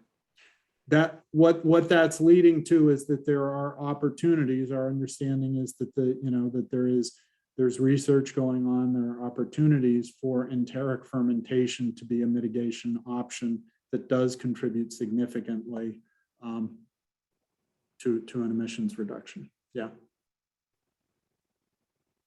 Thank you. Yep.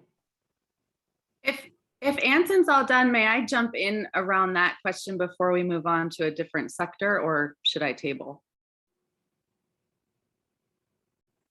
Sorry, I'm on mute. Yes, Abby, continue that thread. If Secretary Moore and Chris, you can just hold on for 1 sec. Yeah, Abby, go ahead. I sense that what Anson is trying to get at is when we take this work to the farming community to ask for their willingness and necessity to be a part of the solution as we move forward.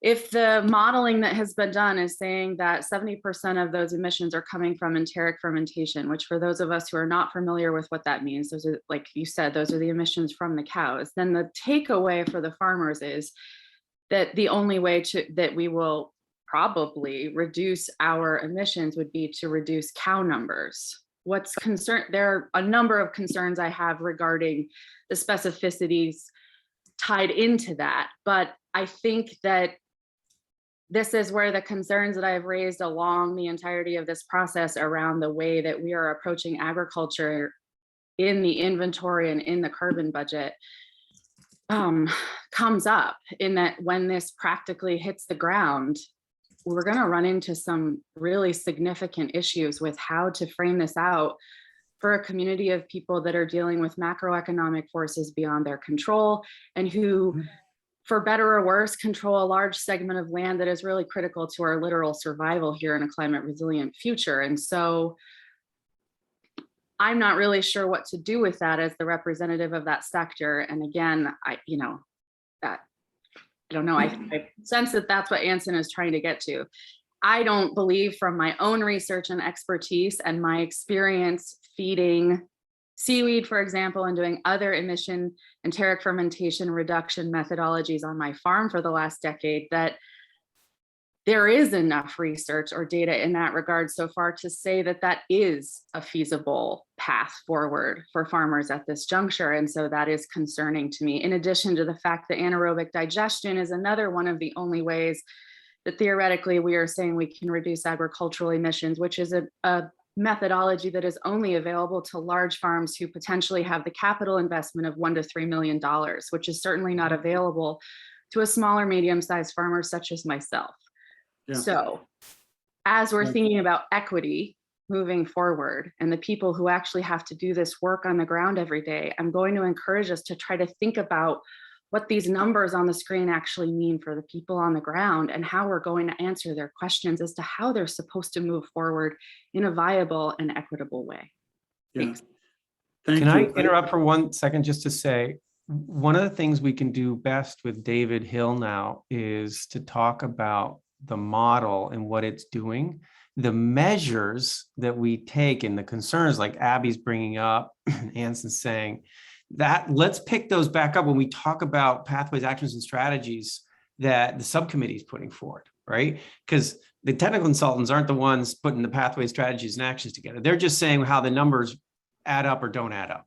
So I'll just signal that we don't need to debate the strategies right now in this. We need to make sure we understand what the modeling is telling us about those inputs we put in there.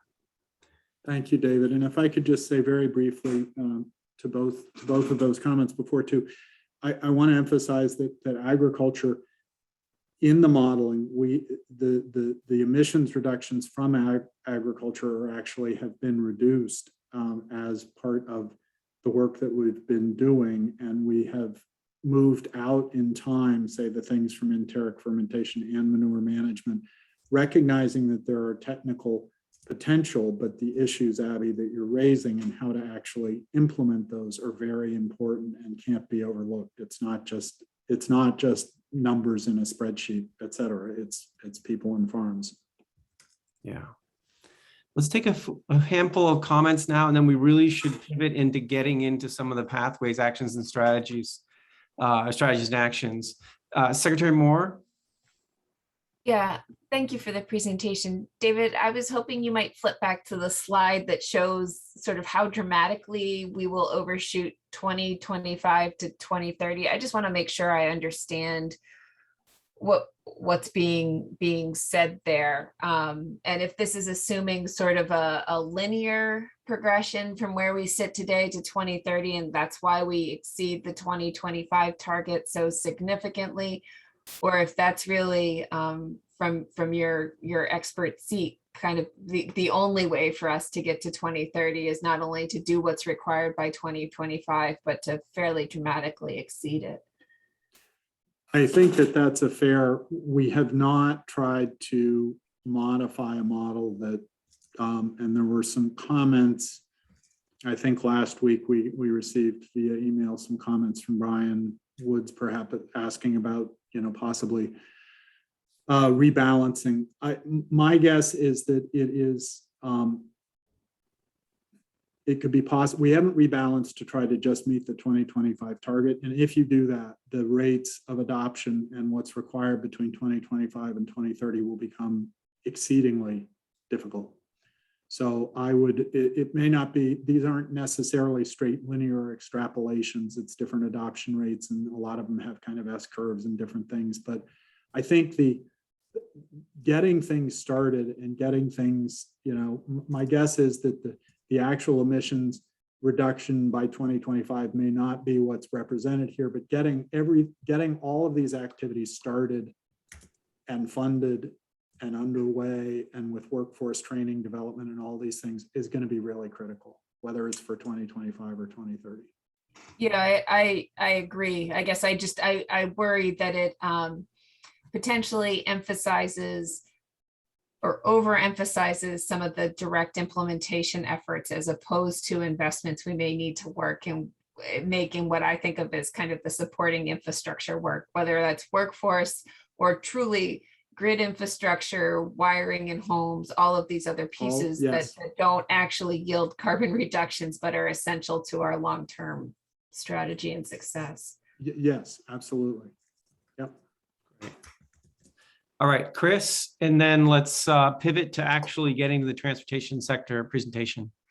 This is quick. Thanks, David. I just have a question about when do we expect to see your results from your study on land use, compact settlement versus more dispersed settlement? Is that November or is it sooner? We are not doing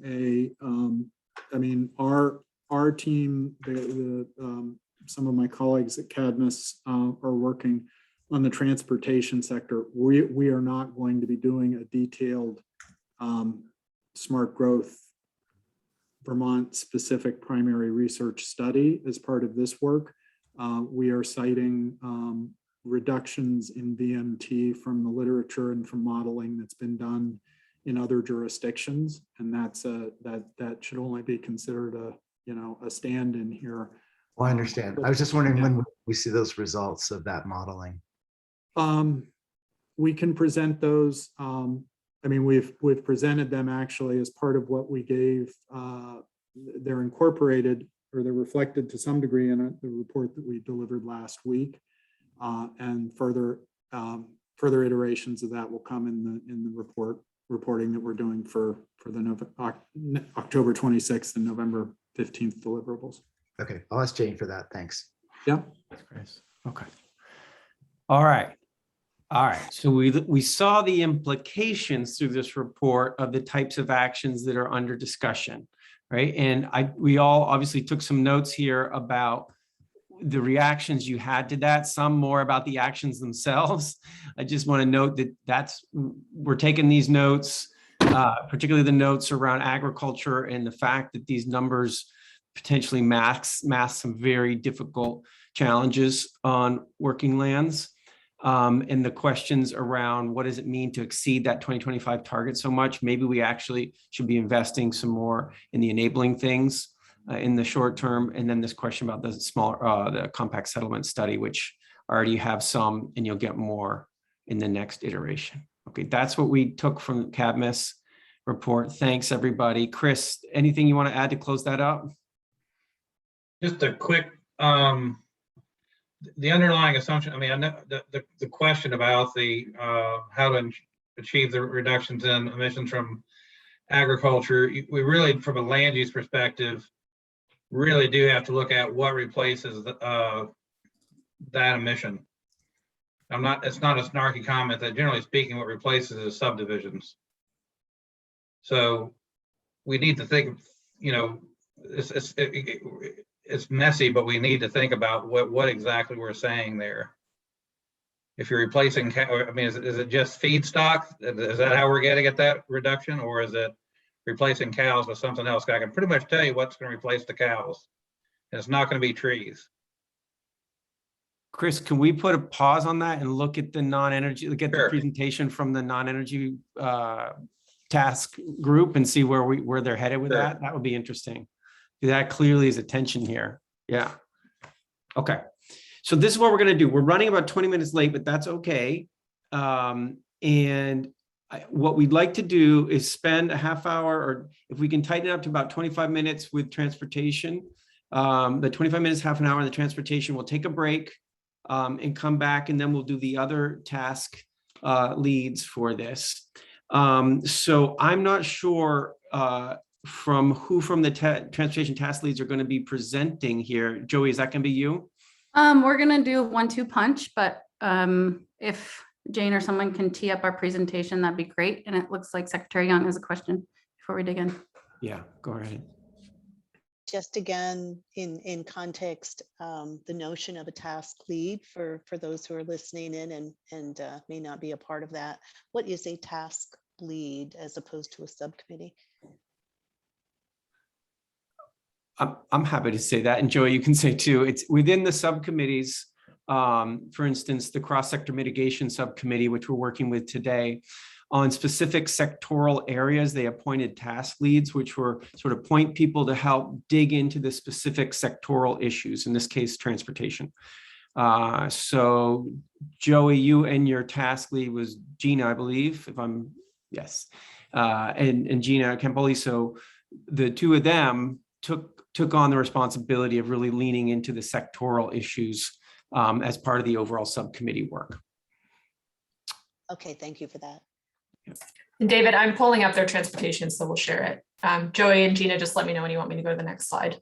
Okay, but I'll start and then we can anyway, just wanting to say first, thanks to David and the team for that overview. That's super helpful. I think, we got a lot of work ahead of us in terms of how we collectively, and to Abby's point, compassionately make this massive transformation of our energy system. I mean, we've externalized and subsidized a lot, and we got a lot of work to do. And when it comes to transportation, that is also true. So yes, my colleague Gina Campoli and I, who spent over a decade, I think, at VTrans thinking about this stuff, are going to share with you our thoughts on the transportation initial actions and strategies. So just a little bit of grounding first, I think, just to set the frame for how we're thinking about it. So yeah, as we all know, transportation is a huge climate issue in rural Vermont. It's our state's largest greenhouse gas emissions emitting sector. A full 40% of our Vermont's emissions come from the movement of people and goods. It's a sector that's almost wholly reliant on the combustion of liquid fossil fuels, every drip of which we import. So that means it's also a huge economic issue for us. Vermonters send about $800 million annually out of state for the money that we collectively spend on gasoline and diesel. That's a tremendous drain on our economy. Transportation is also a huge equity issue. Our current system serves or does not serve Vermonters equally, and that comes in many forms. One form is in annual household spending. Collectively, nearly half of what Vermonters spend on energy is for transportation, about 45%. And lower income Vermonters spend a far greater proportion of their incomes on energy across the board, including on transportation.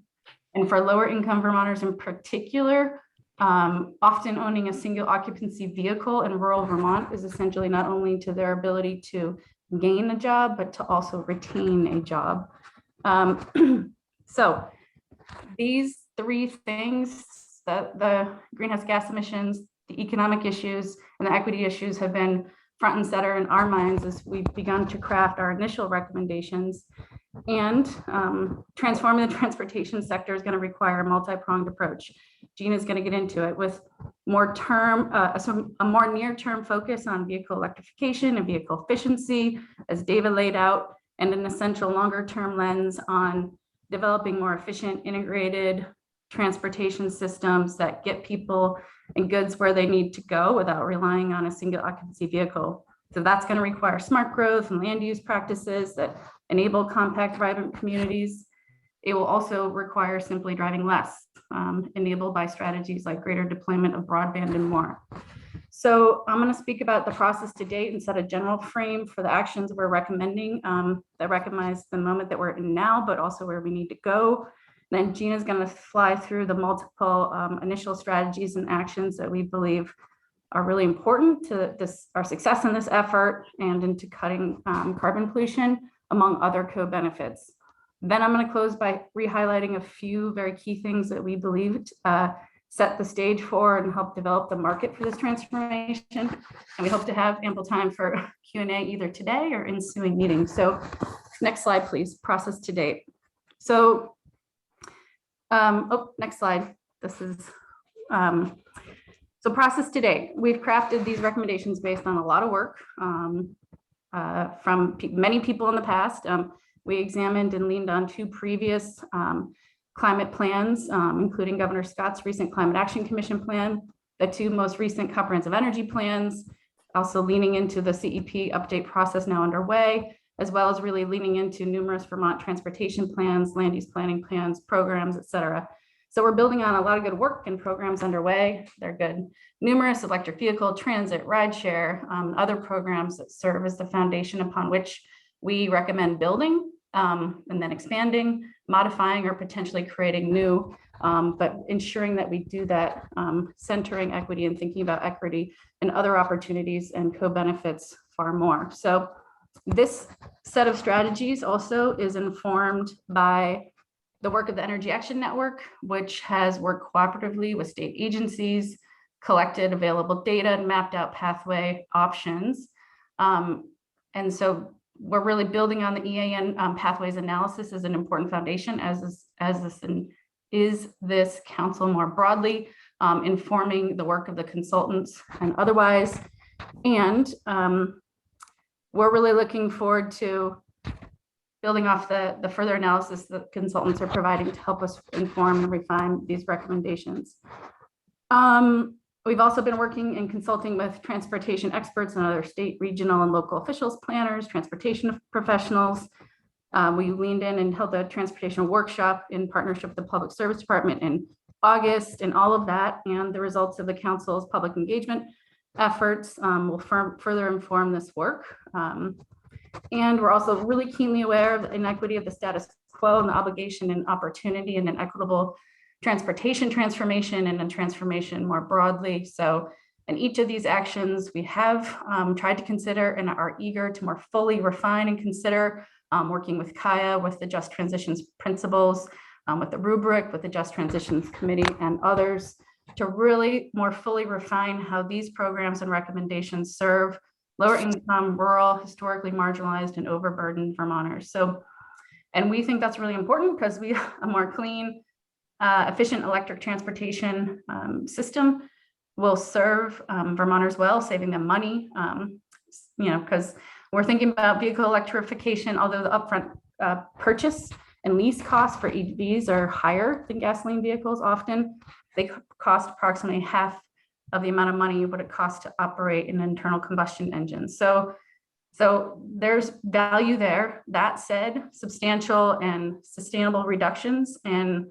transportation spending will ultimately require less dependence on the automobile, electric or otherwise. So really trying to think very holistically about the transformation of our transportation system in a rural state.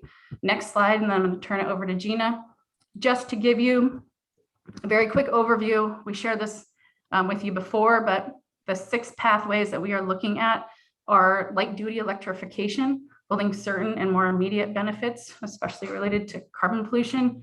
Heavy duty electrification, setting the stage to transition our medium and heavy duty fleet to more efficient electric options.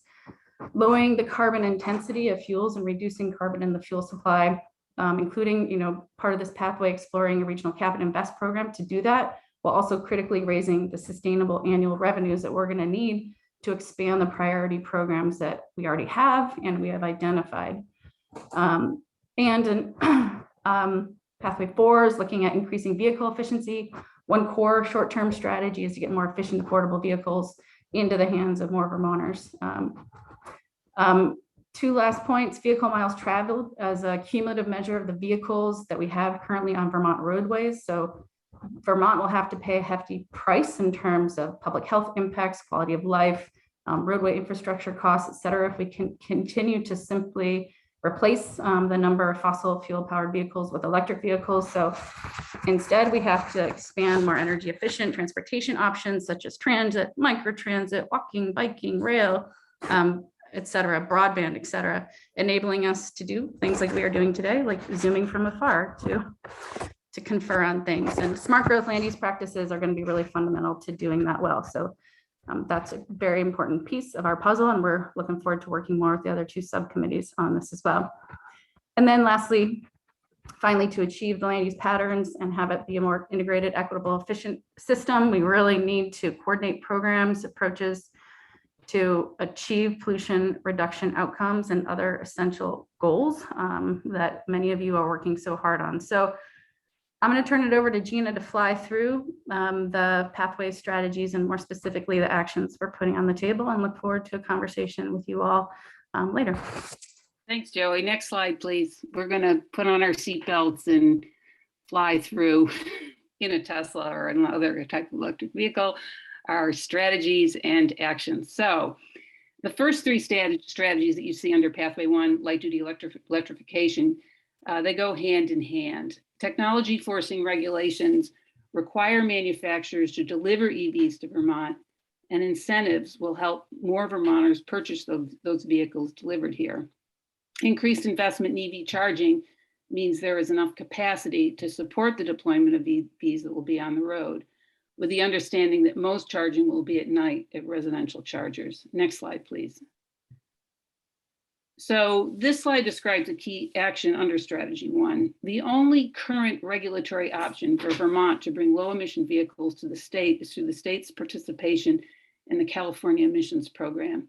And for some background on that, in 1996, Vermont first adopted regulations requiring that beginning with model year 2000, all new passenger cars and light duty trucks sold in Vermont first, meet the stringent California emission standards.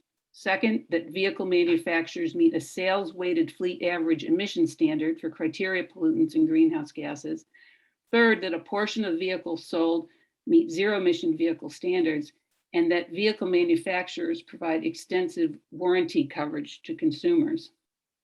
The California Air Resources Board is now developing an advanced Clean Cars 2 regulations beginning no later than model year 2026, which includes, as proposed, 100% ZEV sales requirement by 2035, more stringent criteria pollutant emission standards, thus providing health as well as climate benefits to the state, and robust vehicle durability standard, warranty provisions, battery state of health standardization, battery labeling, and availability of repair information to independent repair shops. So Vermont needs to consider and adopt these standards.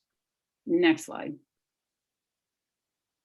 This slide describes EV's incentive programs. And what we want to do is evaluate and expand our current state programs with an emphasis on how much, for how long, and for whom in order to achieve emissions and equity goals. We want to add used EVs to existing programs to expand access for middle and low income Vermonters. We want to allow municipalities, nonprofit entities, and businesses to participate. And we want to determine the costs and funding streams necessary to achieve these goals, supported by existing revenues, federal programs, and other sources. Next slide, please. In addition, we recommend designing and implementing a purchase and use vehicle efficiency price adjustment. This would be linked to new vehicles within vehicle classes. It would factor in income and business use into program design. The idea here is to incentivize the purchase of more efficient vehicles and disincentivize the purchase of less efficient vehicles through the state's vehicle purchase and use tax. We'll have to determine how to best integrate this program with the purchase incentives that I just described. Next slide. EV charging.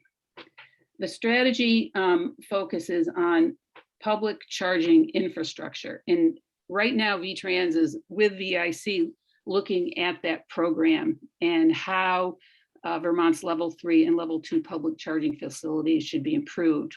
We want to support that and eagerly see the results of that study. We want to prioritize multifamily workplaces, downtowns, and roadway corridors. And we want to apply equity principles and use environmental justice mapping tools to inform program funding decisions for public charging. Next slide, please. So critical to charging, this is another action, is the need for the PUC to work with utilities to develop beneficial charging rates and alternative demand charge rates designs. Next slide, moving into heavy duty vehicles. This has three areas: technology forcing regulatory programs, which I'll talk more about in a minute, the state leading by example, and electrifying Vermont's transit and school bus fleets. Next slide, please. So as with the light duty, we want to continue Vermont's participation in these multi-state California collaborations and look at the Advanced Clean Trucks rule. It will increase the percent of ZEV sales requirements for manufacturers and include a phase 2 greenhouse gas rule for tractor trailers beginning no later than model year 2025. In addition, we want to have DEC investigate the feasibility of adopting California's Advanced Clean Fleets program, which means an increasing percent of ZEV purchase requirements for fleets, including transit. Next slide, please. So now we're on to pathway 3, lowering the carbon intensity of fuels and fuel switching. And there are two major strategies. One I'll discuss in the next slide, joining neighboring states and participating in a regional carbon market for transportation fuels. And another, which is more long-term, lowering the carbon intensity of transportation fuels through the review and consideration of a transportation clean fuel standard. Next slide, please. So what is it when we're talking about joining neighboring states and participating in a regional carbon market for transportation fuels? What we're talking about is joining the Transportation and Climate Initiative program. Why should we do that? Vermont is a part of regional and federal economic forces related to fuels and fuel supply. Enacting policy to force meaningful change requires Vermont to coordinate with neighboring states in the region. VTrans has participated in TCI, or excuse me, Vermont has participated in TCI, a dialogue regarding how to address transportation-related emissions in the region for over a decade. Working at a regional level to achieve our mutual and individual state goals and benefits is not new and has brought success. The proposal for a regional Cap and Invest program, TCIP, began 4 years ago. In-depth analysis has been completed regarding the emissions, economic, health, and other benefits, both regionally and at the individual state levels. Massachusetts, Rhode Island, Connecticut, and the District of Columbia have agreed to participate and are crafting the specifics of the program in their respective states. Word has it New York may be joining soon as well. Benefits to Vermont include a 30% emissions reduction benefit. It's not enough to cover it all, but it's very significant, as well as proceeds from the regional market of $20 million per year in Vermont to support transportation emissions and equity programs. Determining how the dollars are spent is subject to individual state rulemaking. So the state will have considerable control, including the creation of a complementary equity policy to make sure the most vulnerable benefit from the program. Next slide, please.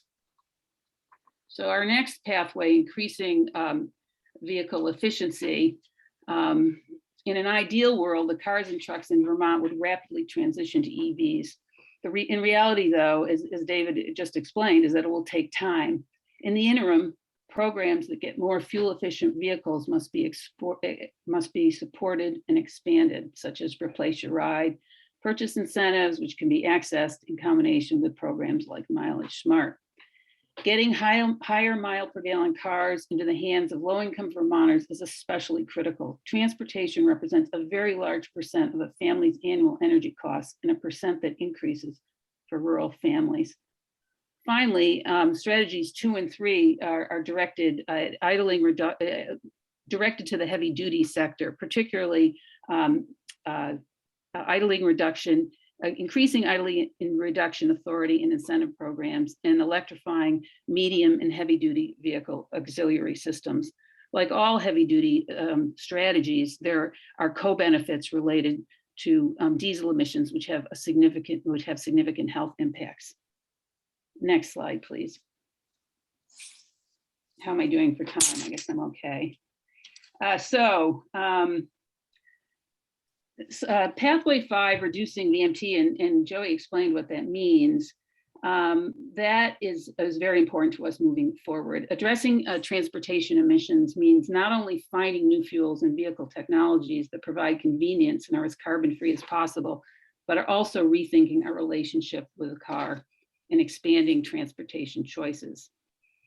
I'm going to talk about the top 3 strategies in the following slide, but 4 is important because improved telecommunications, especially in rural contexts, reduces the need for vehicle trips. Supporting broadband expansion, therefore, is a critical climate strategy. Next slide. So walking, biking, transit, microtransit, rail, and other non-single occupancy vehicle modes are reliant on a certain level of density in a mix of land uses. The state has long held concentrated mixed-use city, small town, and village centers surrounded by rural countryside as a state land use goal. Regional and local planning efforts recognize this and the multiple benefits of avoiding sprawling growth that overburdens infrastructure, lessens the viability of forestry, agriculture, and conservation, and contributes to water quality and flooding challenges. We heard loud and clear from land use planners at all levels that an immediate priority is making sure that the federal funds, the infrastructure funds that we are expected to receive, the ones we have already, support those areas of density that are suitable for transit, walking, biking, and other non-car dependent modes. We also want to work in coordination with rural resilience and ag and ecosystem to advance our cross-cutting recommendations around land use. Next slide, please. So increasing state, regional, and local planning capacity to implement sustainable transportation strategies is the core of where we want to head in VMT reduction. We suggest mandating VTrans to create a state sustainable transportation implementation plan. It will include determining the VMT benefits of smart growth in Vermont, state VMT reduction targets, and identifying the level of investment across modes needed to achieve long and short-term emissions equity and other goals. Finally, we must have the funding and technical assistance necessary for RPCs and municipalities to implement sustainable transportation plans in regions and towns, such as expanding transit service, building bike and pedestrian facilities, or locating EV charging equipment. Many transportation decisions are made at the local level, and towns have been left behind in their ability to implement those strategies. Next slide, please. So this strategy focuses on existing VTrans program as part of this new state sustainable transportation plan. They merit continuation and expansion, including the creation of a multi-year transit study to understand how to fund and grow the existing programs, fare-free transit, expanding the state's complete streets, trails, and other bike ped funding programs, and growing the state's commitment to expanding, improving Amtrak and intercity bus service. Next slide, please. And our last pathway, it's here because we believe, given the importance and cross-cutting nature of transportation and numerous other aspects of climate change, such as resilience, energy systems, equity, and more, leadership and cross-agency collaboration is required. Climate change is not something agency heads and their staff tackle in addition to cleaning up pollution or fixing roads and bridges. It cannot be another add-on assignment.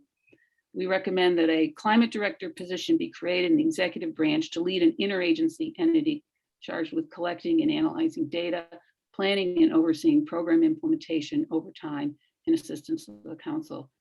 And in order to do so, you must expand state government's capacity in coordination with RPCs and municipalities to support integrated climate action planning and implementation.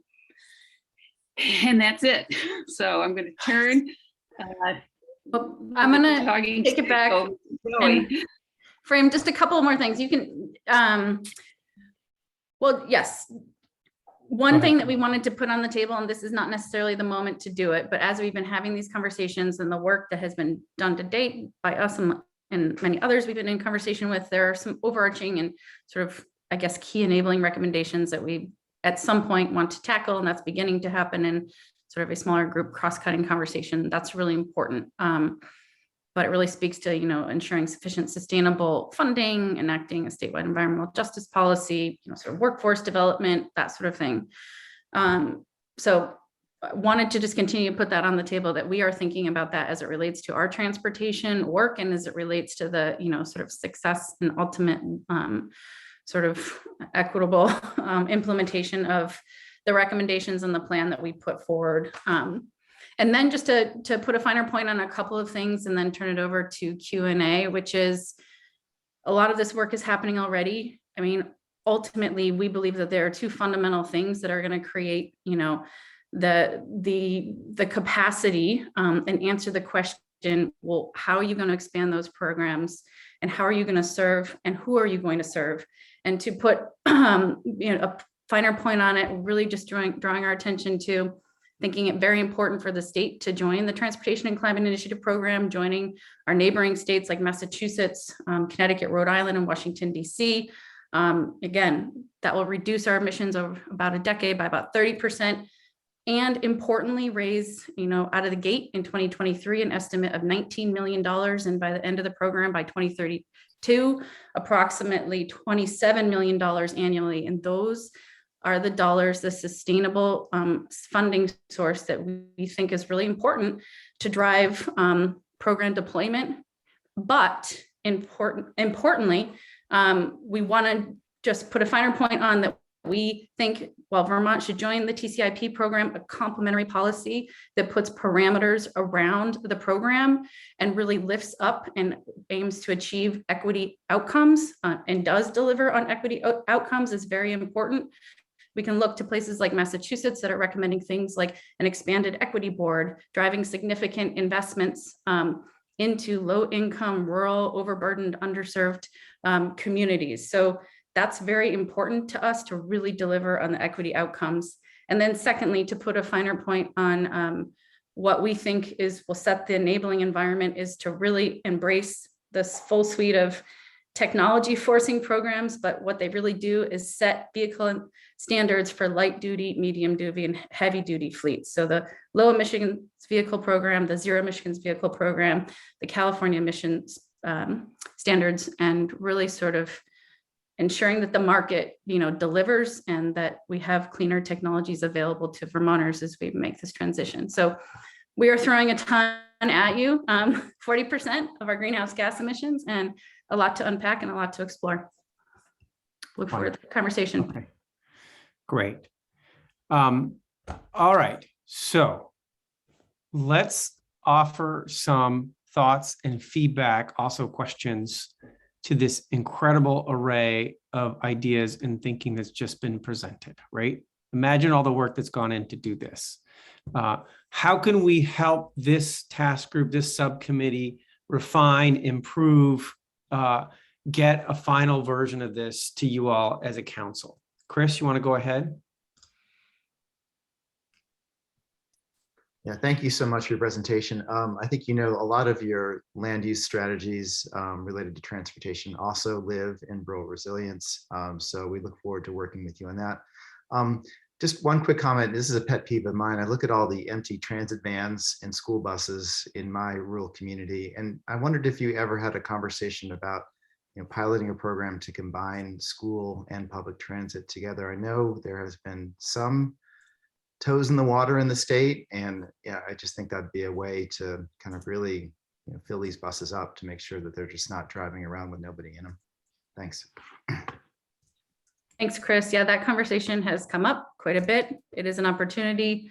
It is one that we will look to explore and or, really sort of support, as lots of other, people are looking at that, and I agree, it is very worthy of exploration. There's opportunity there. And I think some obstacles, but opportunity.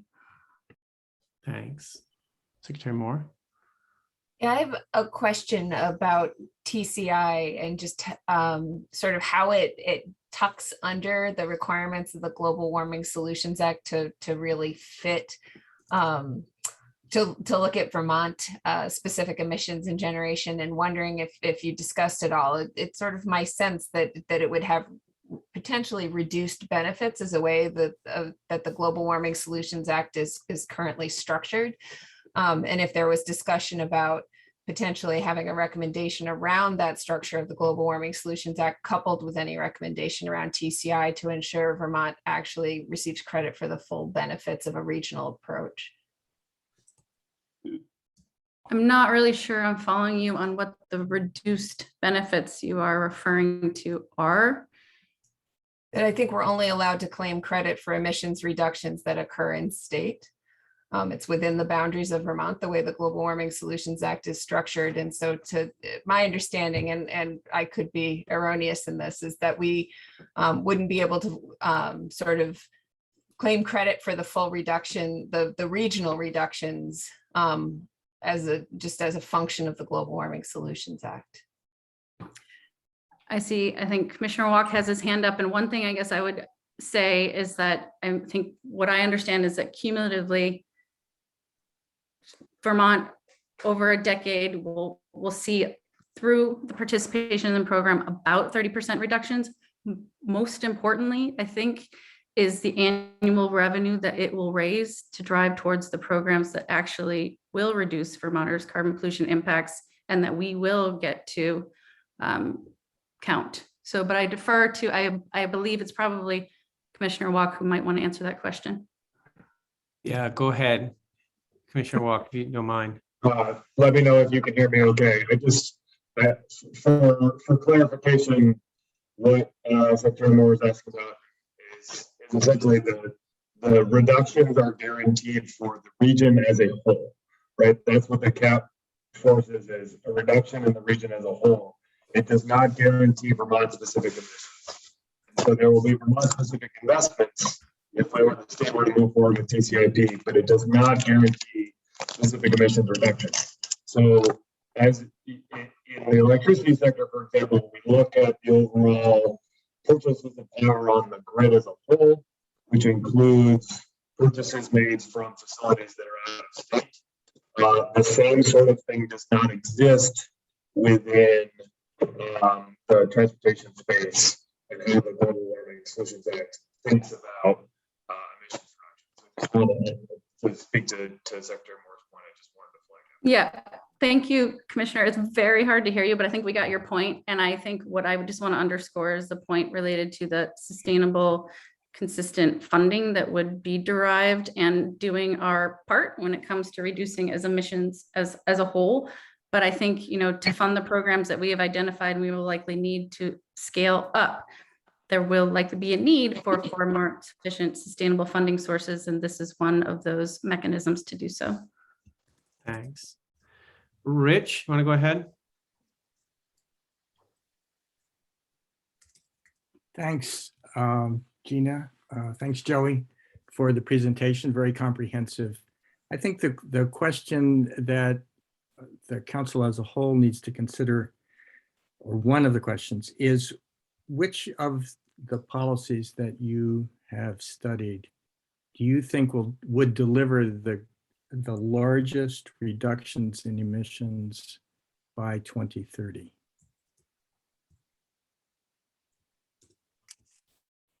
I just want to put a finer point on and note in sort of when I was closing, our assessment in delivering the highest level of greenhouse gas emission reductions is the full suite of the technology forcing programs like the low emission vehicles program, the zero emissions vehicles program, continuing to participate and follow the California emission standards, and participating in the Transportation and Climate Initiative as one of the ways to participate in a regional market to reduce carbon pollution, but also raise the revenues that we're going to need to drive towards the pollution reducing program. So those two programs, certainly not the full suite. I think we threw a lot at you, and to be quite clear, there's layers to some of the things that we put out there that we're going to need to further explore. But those two programs, I think, are fundamental to making the transformation that we need in reducing emissions, 40% of the state's greenhouse gas emissions. So thank you for the question, and I hope that clarifies a little bit. I mean, Rich, to answer your question, I think they are very much interrelated. So it's hard to say, you know, incentive programs are really important. And so is EV charging, because we know electrification is going to have these benefits, but we can't get there if we don't have the money to run the program. So then we need TCI. So there's this very much this interrelationship. So you can't just pick one or the other. It all depends on the structure of those actions. The policy, the funding program, whatever it is, it's you're going to do. You can't just pick one and say that's going to be the answer. You know, I'm really looking forward to the work that VTrans is doing around, you know, both the incentive program and the charging program. And I don't know if I was clear enough about that. They just signed a grant agreement that will help us figure out how much we need to grow this program in order to get to those numbers of vehicles that David was talking about over what period of time. We really need the information, so then we can start putting dollar costs to that work. Let's take two more comments, and then we really need to take a break. So we've been on this call for a while, but Bram and then Secretary Young. Bram, go ahead. Yeah, thanks. Just if someone could clarify for me this discussion about getting credit for the reductions. I mean, TCI does work towards regional reductions, but I think we'll be able to measure at least roughly what Vermont's reduction in emissions through the TCI program will be. Is that correct? Yes. Okay, see people nodding. So to the extent that we are able to sort of measure Vermont's reductions as part of TCI, we'll be able to count those reductions towards the Global Warming Solution Act's goals for Vermont reductions, right? Yes, fuel flows through our region. It doesn't just come, we don't produce or refine fuels here. Fuels flow through our region. We have a large market, and Vermont has a piece of that, a little relatively small piece of that market. And so the program will help bring the carbon content down of that fuel, and will also provide this market mechanism to then bring funding that we can then get the benefits from through various programs. So there's a double impact going on. One is to get the whole the transportation sector fuels less carbon intensive, but also to provide the benefits of the cap and trade, so that we can put the programs in place to reduce emissions. Great, thank you. Secretary Young. Yeah, oops, thank you. And thank you for that question on TCI, Bram. I think to David Thumb's question about comments that would be helpful to the council, and I'll speak for myself, but hopefully for other council members who do not have a full understanding of TCI, do not understand what you mean by joining neighboring states who've agreed to be part of TCI, what the legal status of TCI is in those states. I don't think it's a slam dunk with state legislators or state governors, ours included, because the numbers don't seem to work or for other reasons. So if I think we really do need to be pretty precise with the council as to what, when we're using language that we're joining neighboring states. My understanding is I don't think any of them have legislative approval yet. So that's just, I think we just have to be very clear with the council and council members, what TCI means, its current status and how much it's going to cost us and what we will get as a return on our investment. So thanks. Yeah. I appreciate that. Oops, go ahead. I appreciate that. Program. We have the RGGI program now, the Regional Greenhouse Gas Initiative, which is a cap and trade program for the electric sector, and that's the model for how this collaboration among states works. And more broadly, Secretary Young, I appreciate your interest in being more precise. I welcome that opportunity as well. I would say for this proposal, it would be great to have a broader conversation with this team about it in more detail. And if we can fit that in, that'd be great. It has been a program that Vermont has been at the table for over a decade. And it has been, it is something that, again, Massachusetts and Rhode Island have joined the program. And I believe that they have legislation that directs them to participate. They are participating. I believe Rhode Island and Connecticut, they have pending legislation. But the governors have signed in those 4 states and jurisdictions.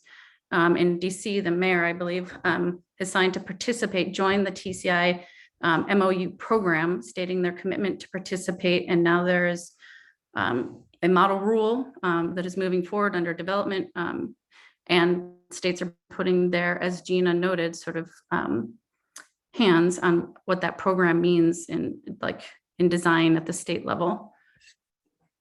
Thanks, guys. I have a fear that we could go on quite significantly on TCI because it is a very interesting, complex thing. And I wonder if we want to just sort of put a pin in that conversation and say, this is something that is of interest to the council. And councilors should engage with the subcommittee on that in preparation of receiving the most sort of final and detailed recommendation from this subcommittee on that point, because it sounds like it's something that's interesting to you guys. Secretary Flynn, last word on this. Well, thank you very much, David. And certainly this is a pretty thorough, excuse me, sorry, a pretty thorough report. I apologize for my camera. I'm having connectivity issues. There's a lot here to unpack, certainly, and especially the particular of interest to me is the light duty, heavy duty sections. But I guess one thing that I'm hearing, and I don't mean to put words in anybody's mouths who've just presented this, but TCI has not been modeled to show any direct reduction of greenhouse gas emissions for Vermont. Is that what I've heard? Because being regional, it's not specifically carved out for Vermont. It's really a funding mechanism, which certainly could allow for various programs to be funded, but itself isn't directly, measurably, and quantifiably connected to a specific reduction in greenhouse gas emissions. And I say that in the context of the previous presentation with Mr. Hill that showed various actions and at least some modeling. And there is an awful lot here to chew on. It's a compressed period of time. So in my role, I'd like to think more about many of the topics that have been brought up, but I just wanted to put that piece on the table and get some, agreement, disagreement. Thank you. Well, I appreciate that. Yeah. Okay. I don't know if Jared wants to, I have a response, Yeah. but Jared raised his hand. Guys, I do think we could go for another hour on TCI alone. So I just want to flag that as a concern that I have personally. Jared, if you want to say a word or two on TCI, you haven't chimed in today, please do, or something else. And then let's take a break and then let's come back and look at the building sector because we do need to be able to work our way through these issues. Jared? Thanks, David. Just really quickly on this question of measuring emissions reduction, I do think that there is clear and important precedent in the electricity sector that when we've participated in regional initiatives, including the Regional Greenhouse Gas Initiative, that when Vermont participates in a program where we cause emissions to be reduced by our purchase, even if that's out of state, that is counted. So for instance, in compliance with our renewable energy standard, right now we are counting emissions reduction as a result of our purchase of no or low carbon electricity outside of Vermont. So I do think that this is an important question, but I also think that there is precedent whereby it would be appropriate for Vermont to claim its appropriate share of emissions reduction from a regional program. I have another comment on TCI, but in the interest of time, I will hold it till later. Great. Okay. All right. So this is a complex issue and one that clearly is important to folks. And so I would say let's give this some real thought as the subcommittee goes back towards finalizing. If you feel compelled by the issue, I encourage you to engage with that subcommittee around it. So that as we get towards final standards, you've been putting your voice into that conversation where it's going to happen in the next several weeks. Okay. So with that, I'll just say, I've been taking notes as usual to make sure the subcommittees have some comments back to them. These aren't going to be perfect notes, but these are the key points that came up as points back to this task group and the subcommittee around this combining the vans, all the conversations around TCI. I won't go into that all right now. A question about prioritization and how things are interrelated. Again, going back to TCI. And then I copy and paste from the chat here a general comment about thinking about funding and leveraging private sector.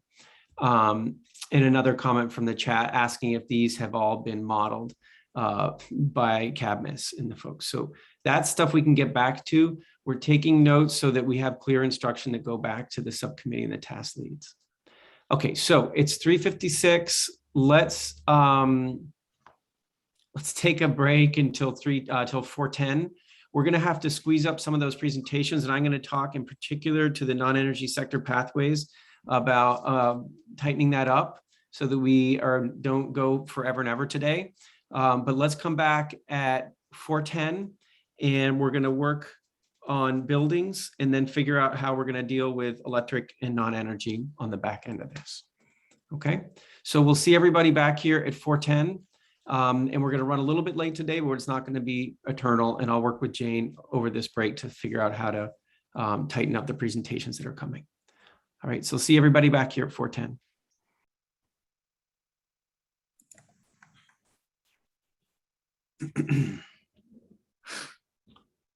Wait and make sure we actually do have a quorum of folks back. That 4:10 moment pass.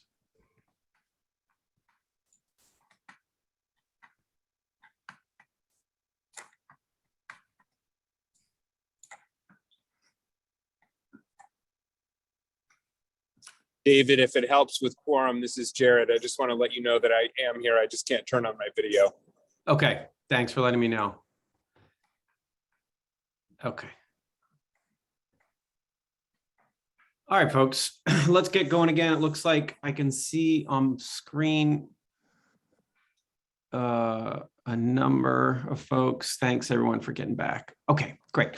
I dropped in a suggested revised agenda that has us working on buildings until 4:30. We'll do public comment, as several have noted in the chat. That'd be a good thing to do. Keep that time. We'll take a few minutes of public comment. Then we're going to spend about 15 minutes on the electric sector. And the folks from the non-energy sector have agreed to not do the presentation today, in part because there is still work to do to combine that with what's coming out of ag and ecosystem. So there really is a consolidated set of ideas around that that go to some of the concerns that have been expressed today. That is what we're proposing to do. And there is real work there to be done. Jane, do you want to say something before we get going? David, it's me. I would just wanted to reflect that I don't think there's necessarily a combination of analysis happening, but more that the non-energy emissions includes agriculture. So it's good to have them be together. So if we were going to delay one thing, it makes sense to delay the non-energy section. Okay. Thanks, Peter. Yeah. Okay. All right. So with that, why don't we go right into to the buildings piece, and I'll ask our buildings task leads to take it away. And let's definitely, since we only have until 4:30, let's really try to keep the presentation to, under 15 minutes so we have some time for discussion. Thank you. Can you hear me okay? Yep, Dave, we got you. Thank you. Secretary Young, council members, thank you for this opportunity to talk with you today. This presentation is coming from South Royalton. I'm Dave Farnsworth. I'm speaking on behalf of myself and Christine Donovan, my co-task lead. I'd like to thank her and Brian Woods for the help that they've given me, and as we've all put this together. A lot of expertise there, a lot of patience indeed as well. This slide lists some of the materials we reviewed in our preparation and some of the experts, in addition to public commenters who have been very generous in sharing their time with us as we put these recommendations together. The recommendations we make will need to address buildings and fuel use, but they need to do so in a way that minimizes adverse effects on households most burdened by energy bills. Before I get into these recommendations, I'd first like to touch on some essential background themes over the next couple of minutes. The first is the buildings themselves. Vermont's buildings pose a significant challenge to equitably meeting Global Warming Solutions Act emissions reduction goals. Vermont's building stock is dominated by buildings older than 1975. You remember Gerald Ford. Well, 1/4 of our buildings are older than 1939. So we're going way back there. And if this feels like ancient history, well, it certainly is, except that there are a lot of Vermonters who have to deal with these buildings today in this third decade of the 21st century. So perhaps thinking about thermal modernization is a way of looking at this challenge. In addition to buildings, emissions and fuel expenditures. Buildings represent about 1/3 of our greenhouse gas emissions. They're also about 1/3 of our energy expenditures. The Vermont Agency of Commerce tells us that in 2018, Vermonters spent over $750 million on fossil fuel. EAN reports that overall, 67% of that money left the Vermont economy. Now that works differently for specific fuels, different fuels. For wood, for example, 80 cents on the dollar stays in state.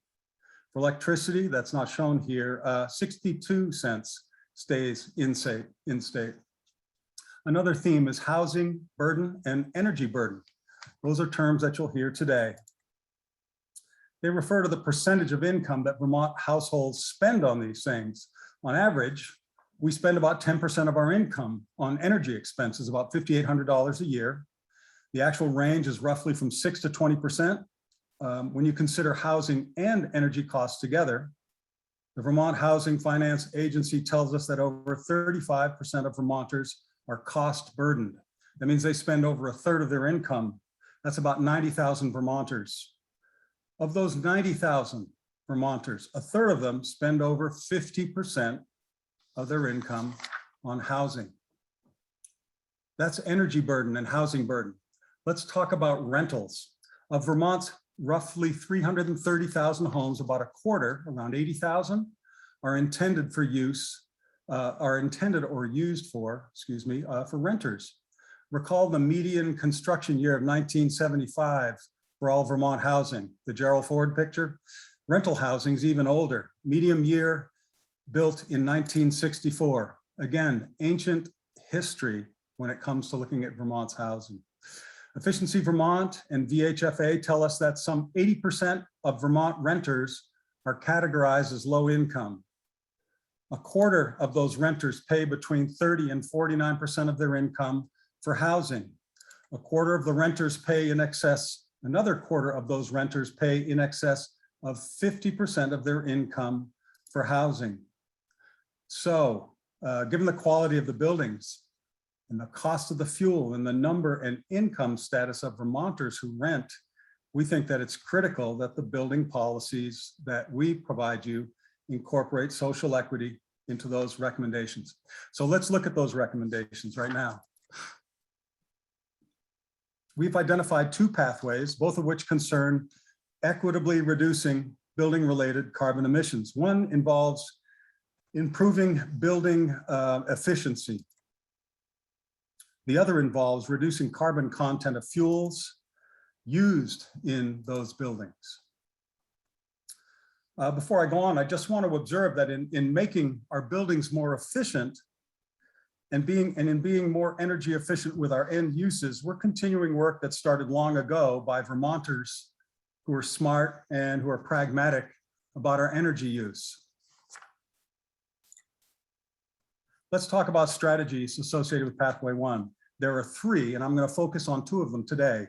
Weatherization at scale is the first, and rental property efficiency standards.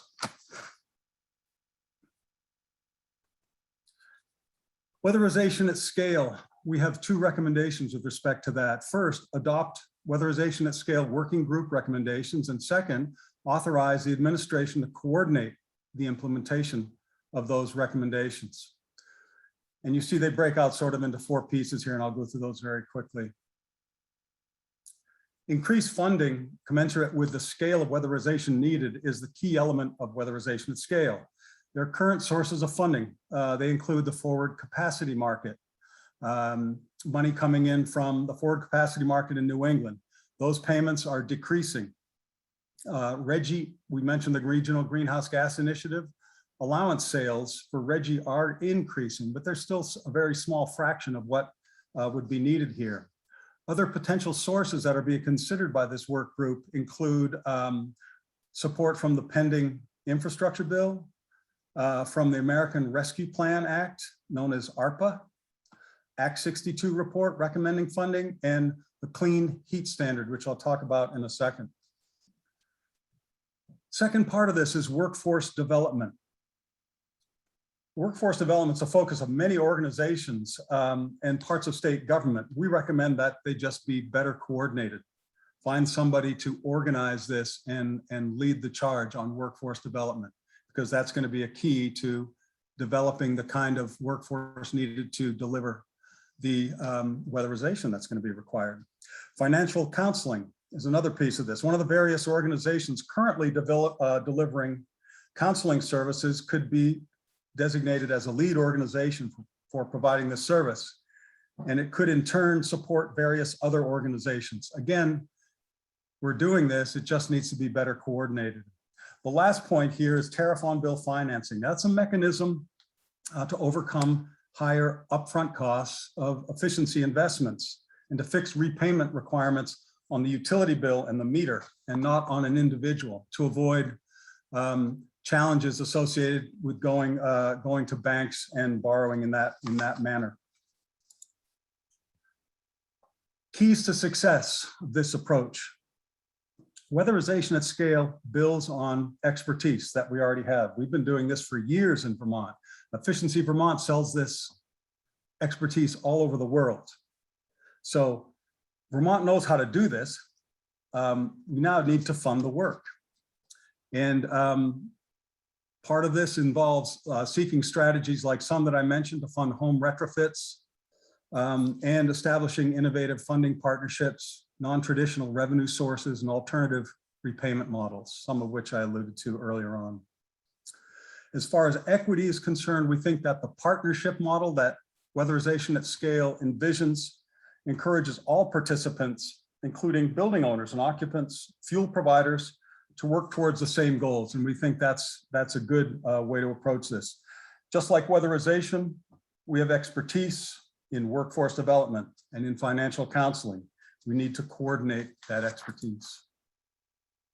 The next recommended action is a rental property efficiency standard.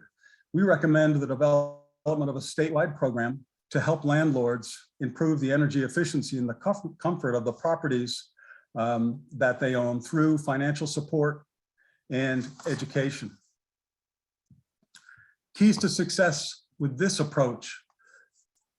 One, it's going to have a fairly long implementation time frame, and it's recommending adopting modest standards that it would encourage early action financial support and training for landlords. That would include low-cost energy assessments, technical assistance, and rebates. Articulating the specifics of this program are going to be very important. This is not about all the rental units in Vermont. It's about prioritizing the worst ones, and there are plenty of bad ones, no doubt. It's also about focusing properly on this. This is not about recent retirees who fix up a room in their house and want to rent it. It's about looking at the least efficient of buildings that are being rented and helping landlords improve those properties. Ensuring the improved efficiency of housing is going to benefit all the occupants, but certainly because they feel it more, those who are housing and energy burdened are going to feel it even more. Financial support for landlords is an important point here. Some have a concern potentially with regard to the property being improved and rents going up.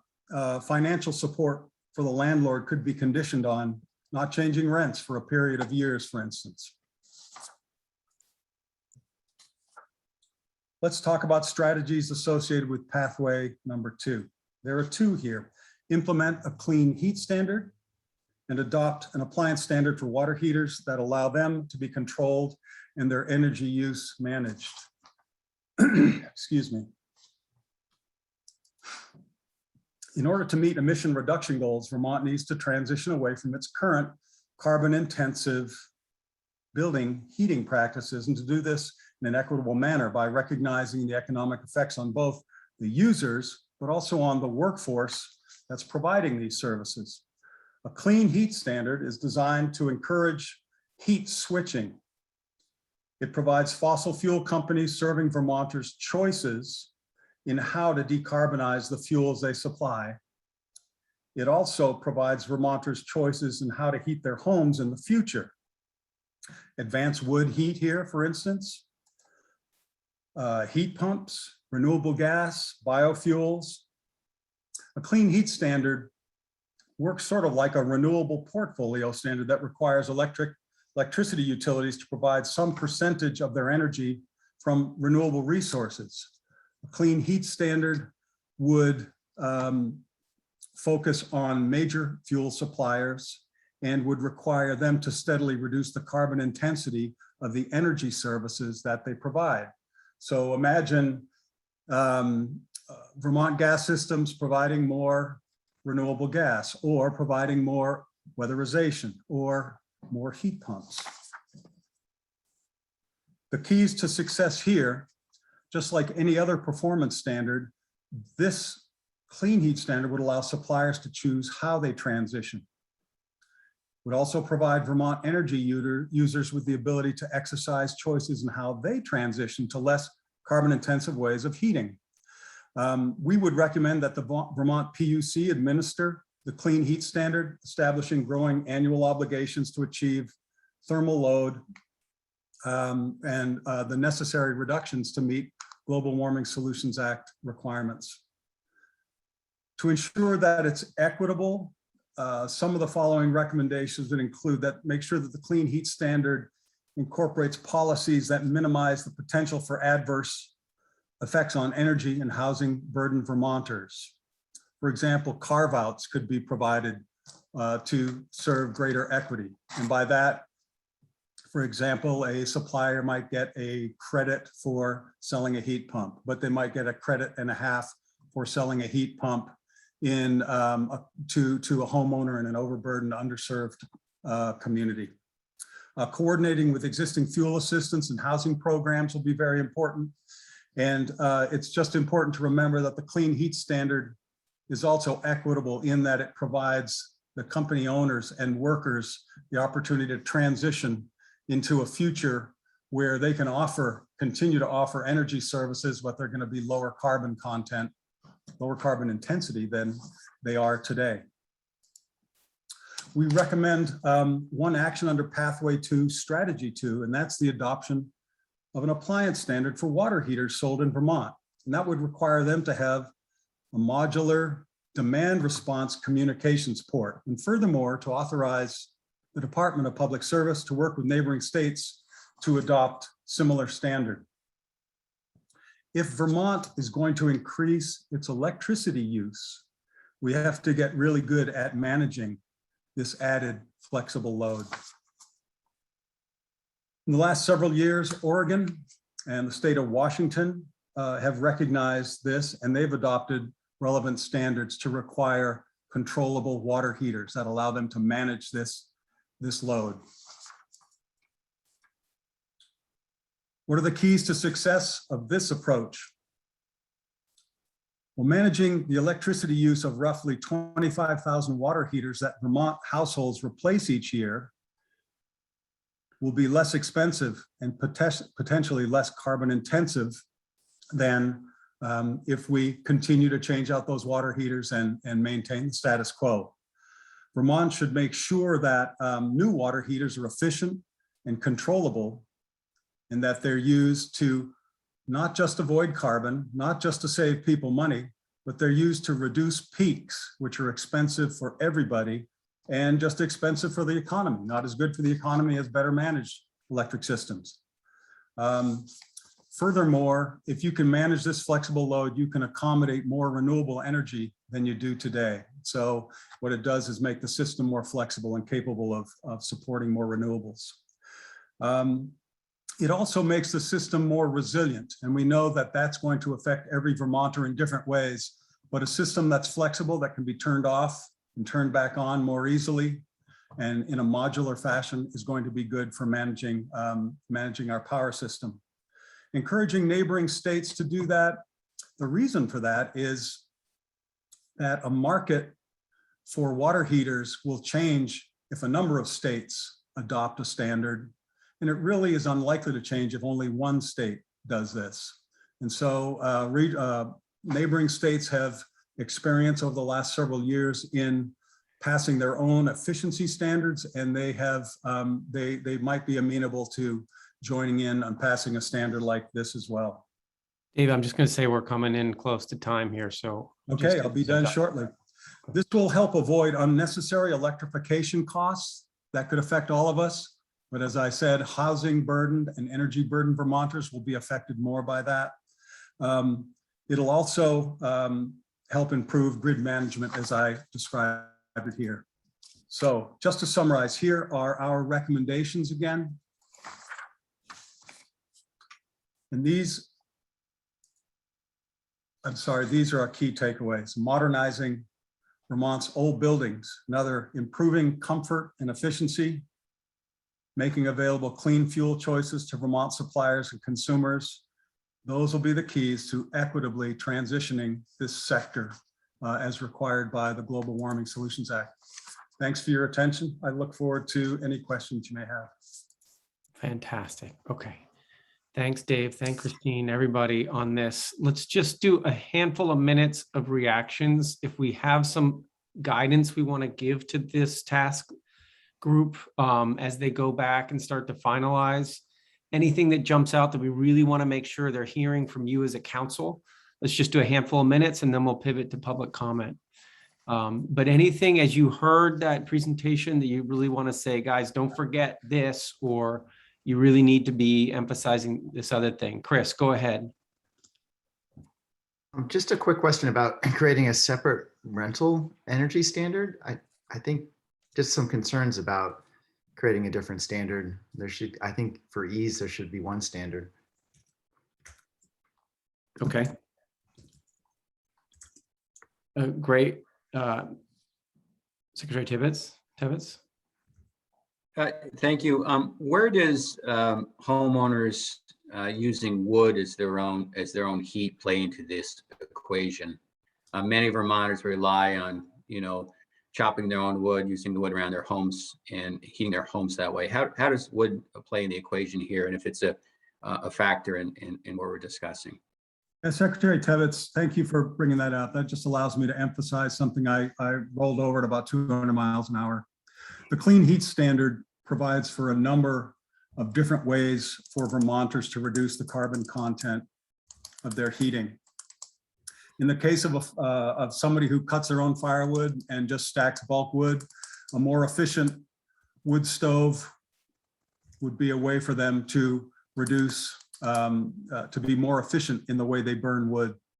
And if they want to continue burning wood and are considering other sorts of fuels, a pellet system might be useful for them. Likewise, schools that are thinking about making that transition could take advantage of wood burning as well. And that would be those would be one of the compliance options or offerings that would be credited under a clean heat standard. Thank you. Great. Is there anything else we want to provide as immediate input to these buildings ideas?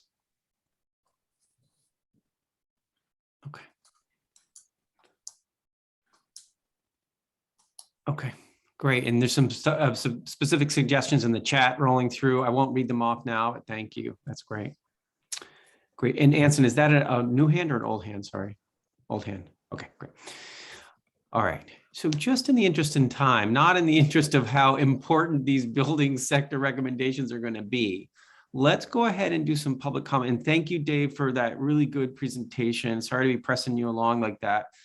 Again, counselors, if you have particular interest in this, engage with the subcommittee, right? Engage with task leads. They're going to be in the process of finalizing these in the coming weeks. Okay, great.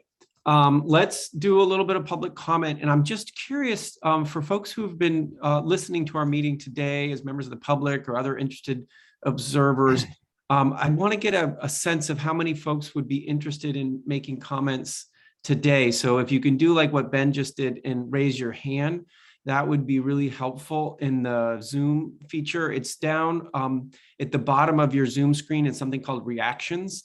If you click on reactions, the first thing right there says raise hand, and that's where to do that. If not, you can go ahead and turn your camera on and wave at me and I'll try to pay attention. All right, I'm seeing 2 hands up right now. And so let's just try to keep comments to a couple minutes so that we can share the floor if more folks want to do it. Ben, an apology for using your first name. Ben, go ahead and feel free to make a comment. Thanks so much, David. Really appreciate it.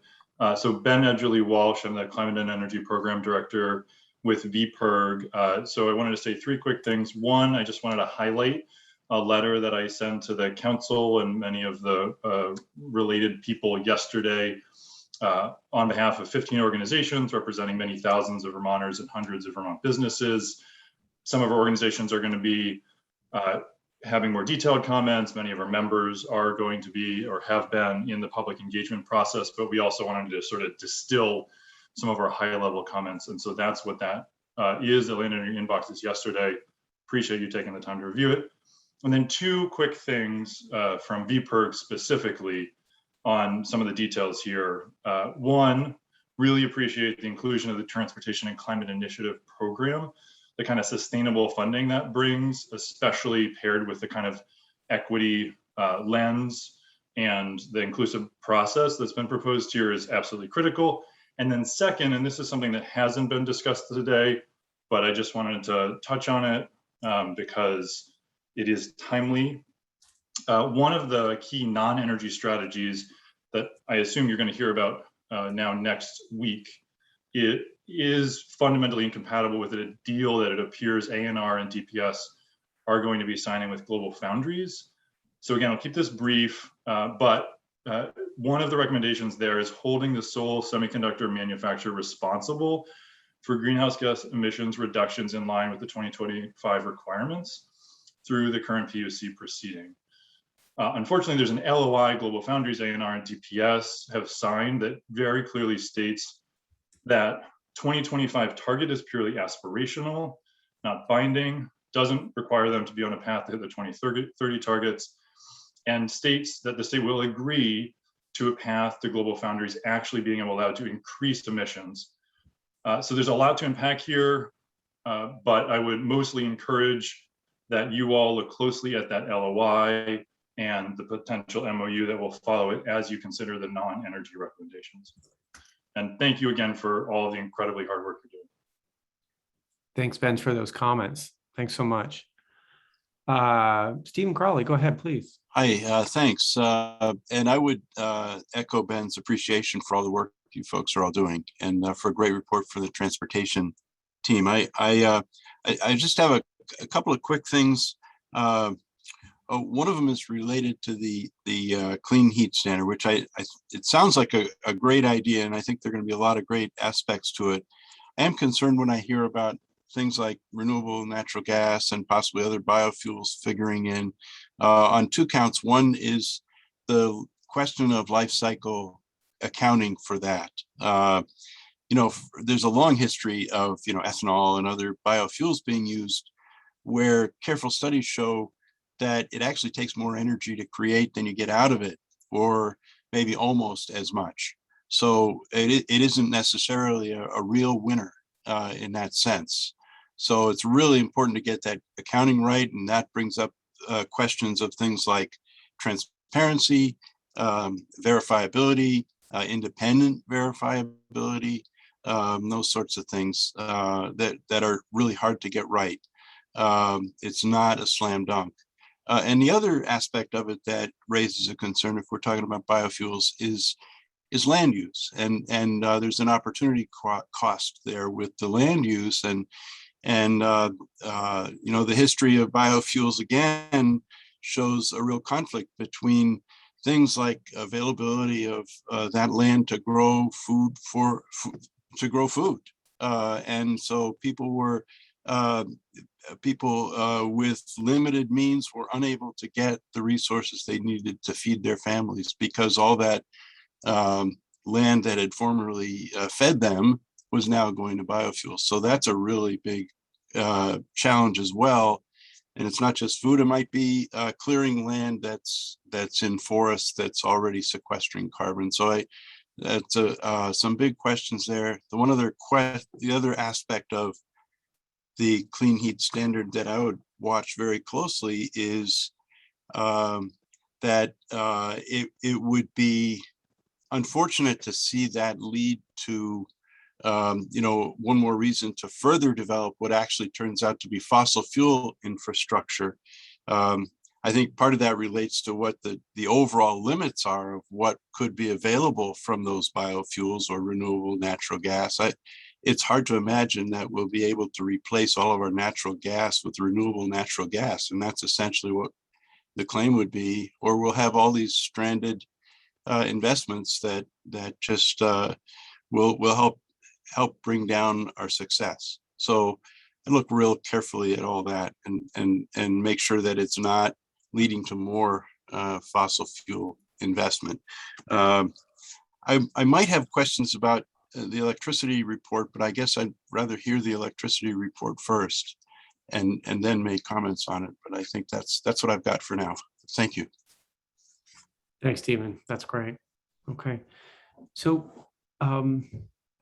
other folks who have been listening in today who would want to make a comment right now? Anything else? Okay, great. All right, so let's spend 15 minutes on the electric sector. And I believe, Liz Miller, you're going to present that, or your co-task lead? I think Ed's going to start. Ed's going to start. Okay. So I'll turn it over to the two of you. Great, thanks. So you should see the slide. Apologies. Yep, so for the electricity sector here, I'm going to try to go through this pretty quickly. You've got all of this on the website, so you can see who's actually been participating in all this process to date. Essentially, we've talked to lots of smart folks about lots of different ideas. Really appreciate all the help from the cross-sector subcommittee folks as well. And just to get into the meat of it, so setting a little bit of context, the electric sector right now is probably one of the smallest contributors by sector of GHG emissions. We've got 20 years of energy efficiency utilities, reduced programs to reduce electric use, save money for Vermonters. We have a renewable energy standard that's set as a percentage of a utility's load. So utilities are required to provide to their customers renewable energy. And going forward, you've heard from both transportation and from buildings that electrification, so heat pumps, heat pump hot water heaters, EVs are all crucial to the overall GHG reductions that we need to make. So when we think about the electric sector, it's primarily as a backbone. It needs to be cost effective. It needs to enable fuel switching, moving to EVs, moving to heat pumps. Also important to note as well that electric sector really is cross-cutting. There's different recommendations that have come up in rural resilience and in other committees as well. Science and data is also talking about how you actually measure emissions in the electric sector as well. So very much appreciate all the work that's being done there. So what we're recommending is 3 pathways for consideration. First is decrease GHG emissions from the electric sector. I'll get to that in a second, essentially building on the renewable energy standard. The second is enabling. Excuse me, enable Vermonters to cost effectively switch to EVs, to heat pumps, to other electric usage. And then finally, Dave Farnsworth touched on this a little bit. How do we more efficiently use and generate electricity within the Vermont grid and New England grid as a whole? So I'm just going to cover the first one very quickly.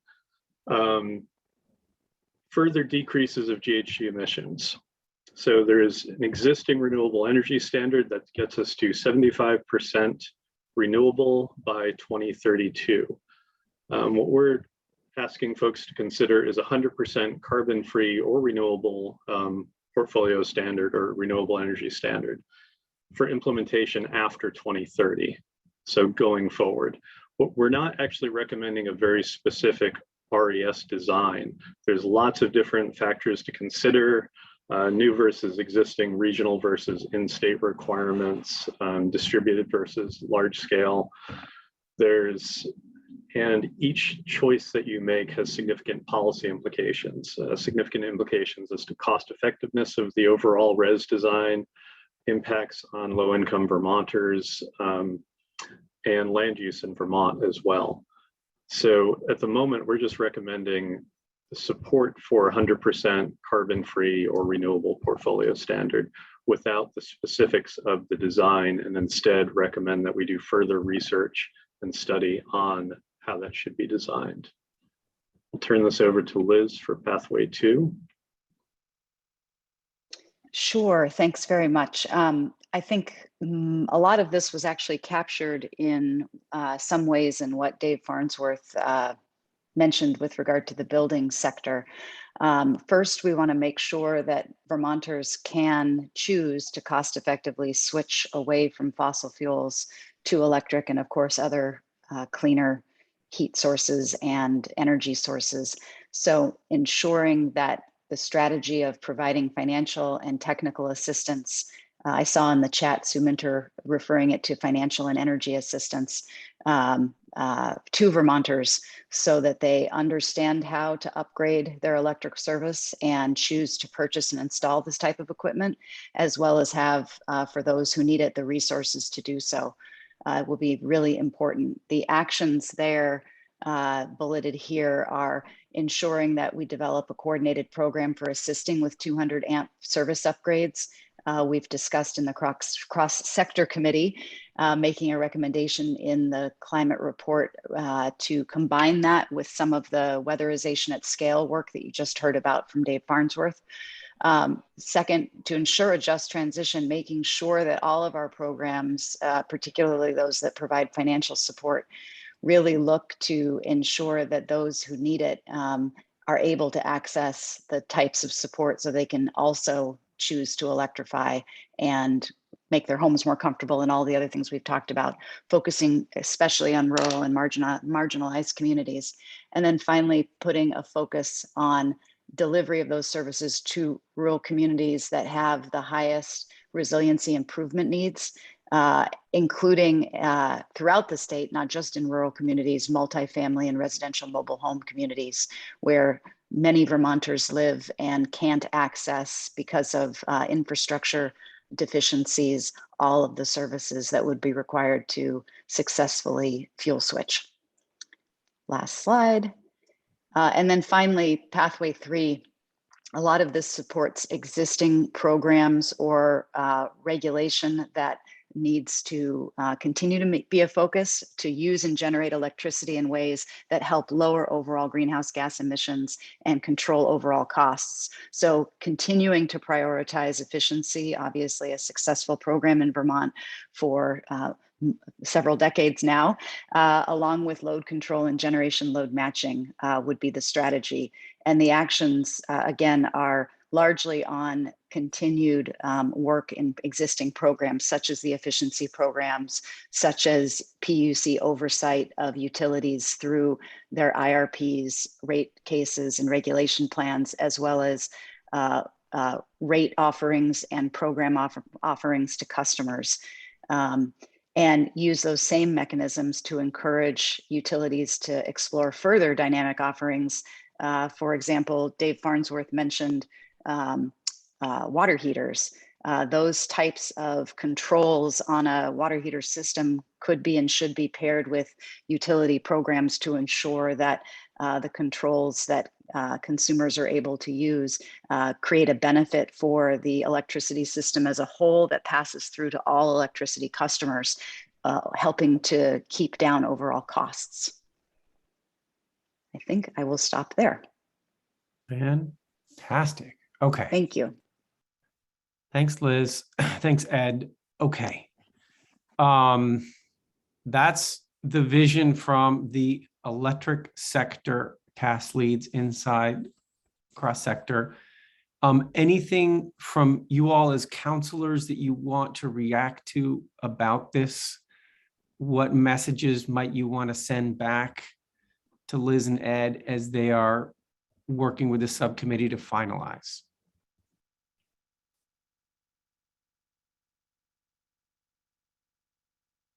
Okay, I see some things happening in the chat. We'll make sure those get included. Sue, you want to mention that? Hang on, you're on mute. Thanks. Can you hear me? Yeah. Yeah, I just wanted to lift up this idea, not only of sort of the financial and energy coaching that we're trying to do, especially for low and moderate income folks, for whom the array of choices is kind of beyond, you know, the bandwidth, but even as important, we're talking about having a transitions kind of manager, someone who is schooled in what does it take to get, and I'm thinking about what does it mean to have a low income family have an electric vehicle? When we're in there weatherizing, we want to be able to get access to the units for plugging, you know, all of those appliances. So I just hope that we're thinking about those and how to fund them, because there's no source of funding for any of that transition work. Even as, you know, we're in there doing all this other work, we are not allowed to go out of the sort of funding box. So we're creating new opportunities. So I just wanted to put it out there, not to get into too much detail, but it's important to really think about how we enable people to transition. Thanks. Thanks, Sue. Yeah. Other reactions we have that we want to feed back to this task group? Okay. Yeah. Okay. It's really coming together. I just have a quick question for all the task leads that presented today. And then we started with CABMIS. And I'm just curious, when you saw what CABMIS was doing in their presentations, and you know what you have in your strategies, like, are these things connected right now, or there's work that needs to be done to connect the kinds of scenarios that CABMIS is putting together on the page and the strategies and actions that are on your dockets? Liz? At least on our part in cross-sector, I think I'll probably get nodding heads. Getting as early as possible the tables and spreadsheets and actual numbers behind some of the colored bar charts that we saw, so that we can really make sure that the recommendations that we have align with what their model shows, I think would be incredibly important. And then probably secondly, ensuring that we're looking at the emissions path reductions that they show the right way. Like, for example, with the electric sector, just understanding, as I think I did, that the res change, which may happen earlier than 2032 or whatever number they had in there, was not dependent upon emissions reduction until that time. Just making sure there's alignment, I guess, is the best way of saying it, between what they're showing in terms of emission reductions and what the climate plan recommends, I think would be very important. So data as soon as possible. Super. Thanks, Liz. Dave Farnsworth? Yeah, I agree. I agree with what Liz just said. I think she made it very clear. With respect to the two pathways that we are talking about, they're clearly consistent with what I've seen so far from the modeling, what I understand from the modeling. Weatherization at scale. There have been 30,000 homes weatherized in Vermont by 2030. The prospects it's quite a daunting task of weatherizing 120,000 more homes. And that's what's being modeled there. With respect to the second approach, the clean heat standard, the large approach there, that's a program that's been, that's a concept that's been defined. It's not a program that's been put together yet. The recommendation is, as I understand it, is that the Public Service Board would be in a position to put that program together. We've got experience doing a renewables portfolio standard. There are many things that we've learned from doing that, the different tiers, especially tier 3, that would be helpful in putting this together. Of course, not all the companies that would be subject to this program have been regulated to the degree that that public electricity utilities have been regulated.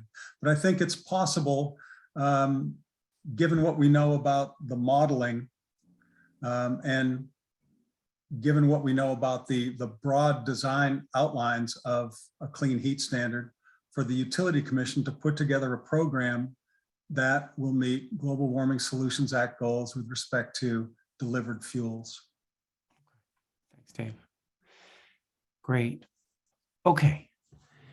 All right. So why don't we do this? I know, Peter Walk, do you want to say a word about the next steps on the non-energy piece, given how important the ag piece is to that? And that's one of the reasons why we pushed it from today's agenda, because ag is so important to that, and that's work that needs to be done.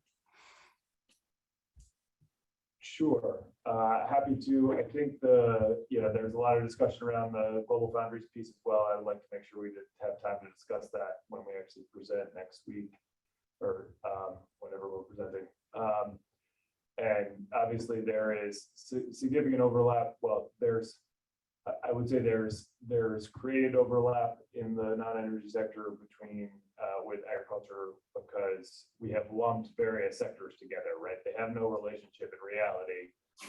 It was just the sectors were small enough that we figured that they could be put together. So the waste, the industrial emissions, agriculture are lumped together for ease of administration for the subcommittee, not for any other purpose. Just want to make that clear.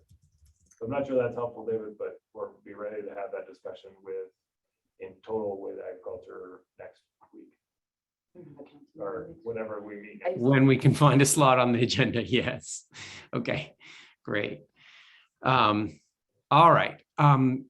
Thanks for that, Peter. So the presentation is online if folks want to look at that.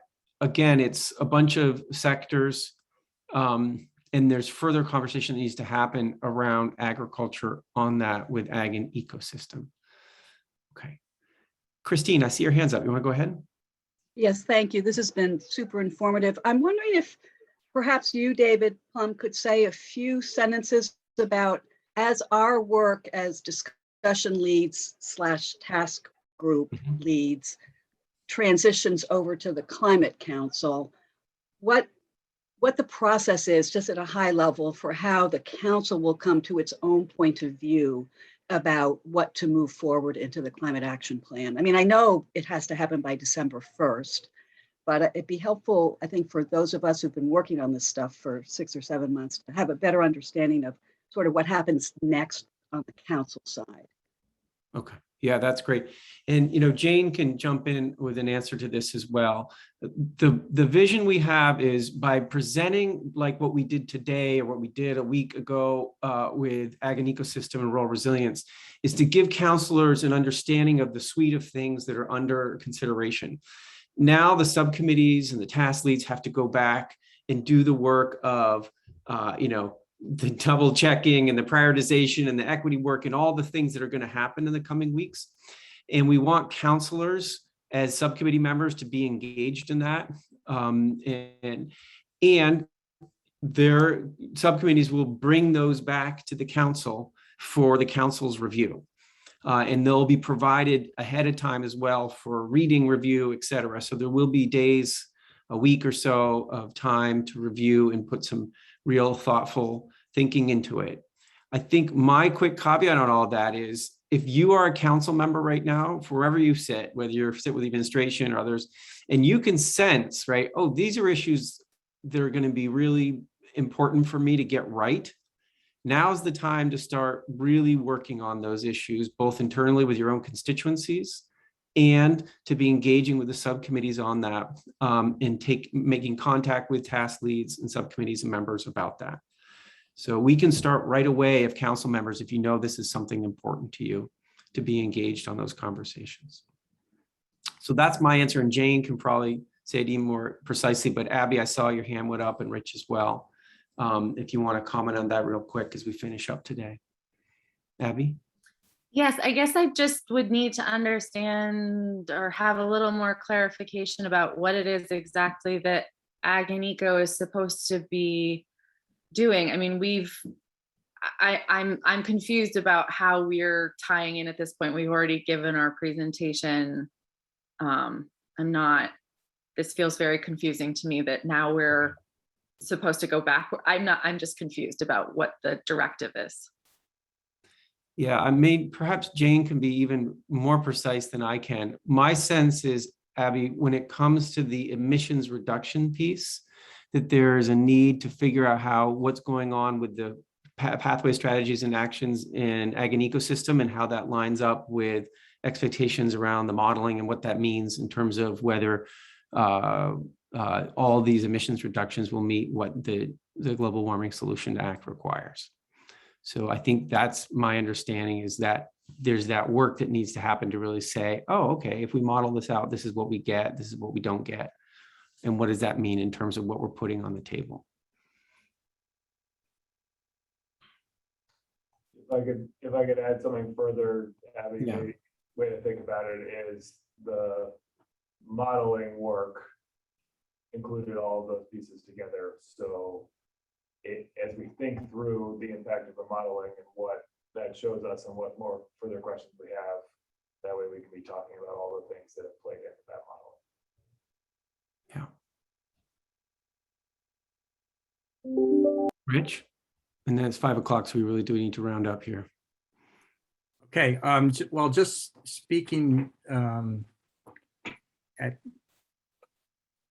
to the challenge facing cross-sector, I guess I would say that I view today's presentations and getting various kinds of feedback from the council as a whole as a step for cross-sector. We need to take that on board. We need to touch base with the modeling. We need to prioritize our recommendations. We need to run them through an equity screen. And I think the legislative mandate is for the committee to deliver a set of recommendations to the council for the council's deliberation and final decision. And so I don't think it's just further continued discussion. When we come back to the council, I think we should have a set of recommendations that we could feel content to recommend to the council. Yeah. So that's how I view the work of cross-sector in the next few weeks, beginning with our meeting on Thursday. Great. Thanks, Rich. That's really helpful. Before I go to Secretary Young, just that hand in the room with Jane, is that, you want a quick jump on that? And then I'll give the last word to Secretary Young. Yeah, so we do have, the way the schedule permits is that in 3 weeks, cross-sector, and then in 4 weeks, Ag and Eco and Rural Resilience come back with their final package of actions that will have been prioritized and gone through a scoring rubric. That day will test trying to adopt them as is, and recognizing that there will likely need to be more conversation around various components of the actions. That's why we've built in these 2 extra council meetings in November to sort of take up some various issues that we'll likely want to dive into deeper in order to put forward the full package of recommendations from each respective committee into the climate action plan. But the way it stands right now on the schedule is that October 26th, and then I think it's the following weeks, I don't have the exact dates, but first cross-sector and then Ag and Eco and Rural Resilience come back with their full package of prioritized actions. So I do encourage feedback or comments and concerns that people are having to be voiced to the respective subcommittees as soon as possible. Thanks, Jane. Secretary Young, you want to close us up for the day here? Oh, hang on one second. You're still on Zoom mute. There you go. Okay, got it. Thank you. I just, as a thank you, Jane, for giving us the preview of what's to come. And I think we're meeting again next week. And we have pushed the non-energy sector pathway conversation or presentation to then. To follow up on Abby's question, and it's a more, I think I'm going back to David Hill's presentation. At one point, he said there was no modeling being done on a particular sector or a topic. And I just want to, someone could remind me what that was and tell me if we have a gap in modeling. I don't remember. Was that the comment about the land use stuff and the vehicle miles traveled and the fact that they weren't doing Vermont specific, but using sort of literature on VMT? Or is that something that was it? Okay.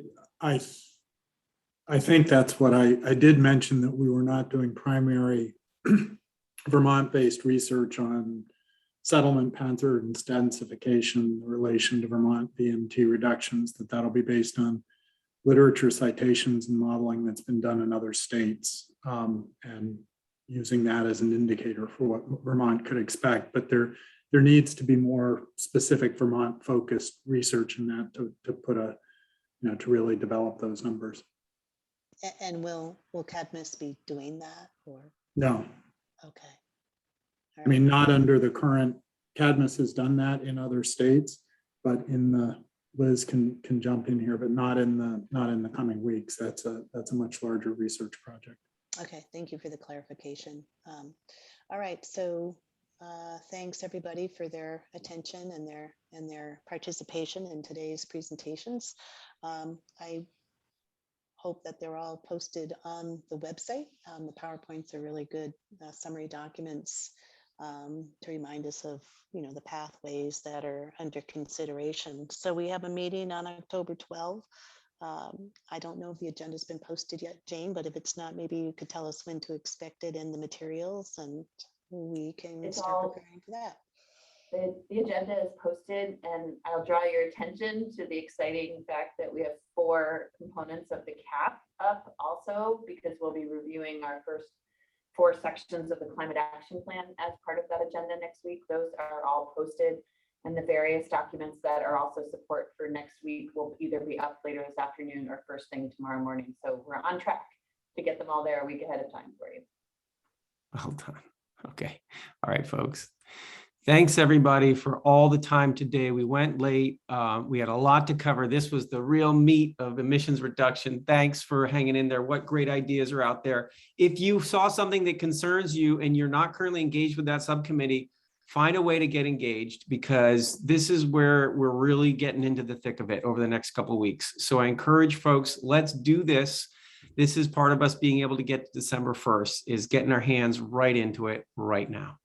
Thanks, everybody. Have a great rest of your day. Take care. Thanks for hanging in. Thanks, everyone. Thank you.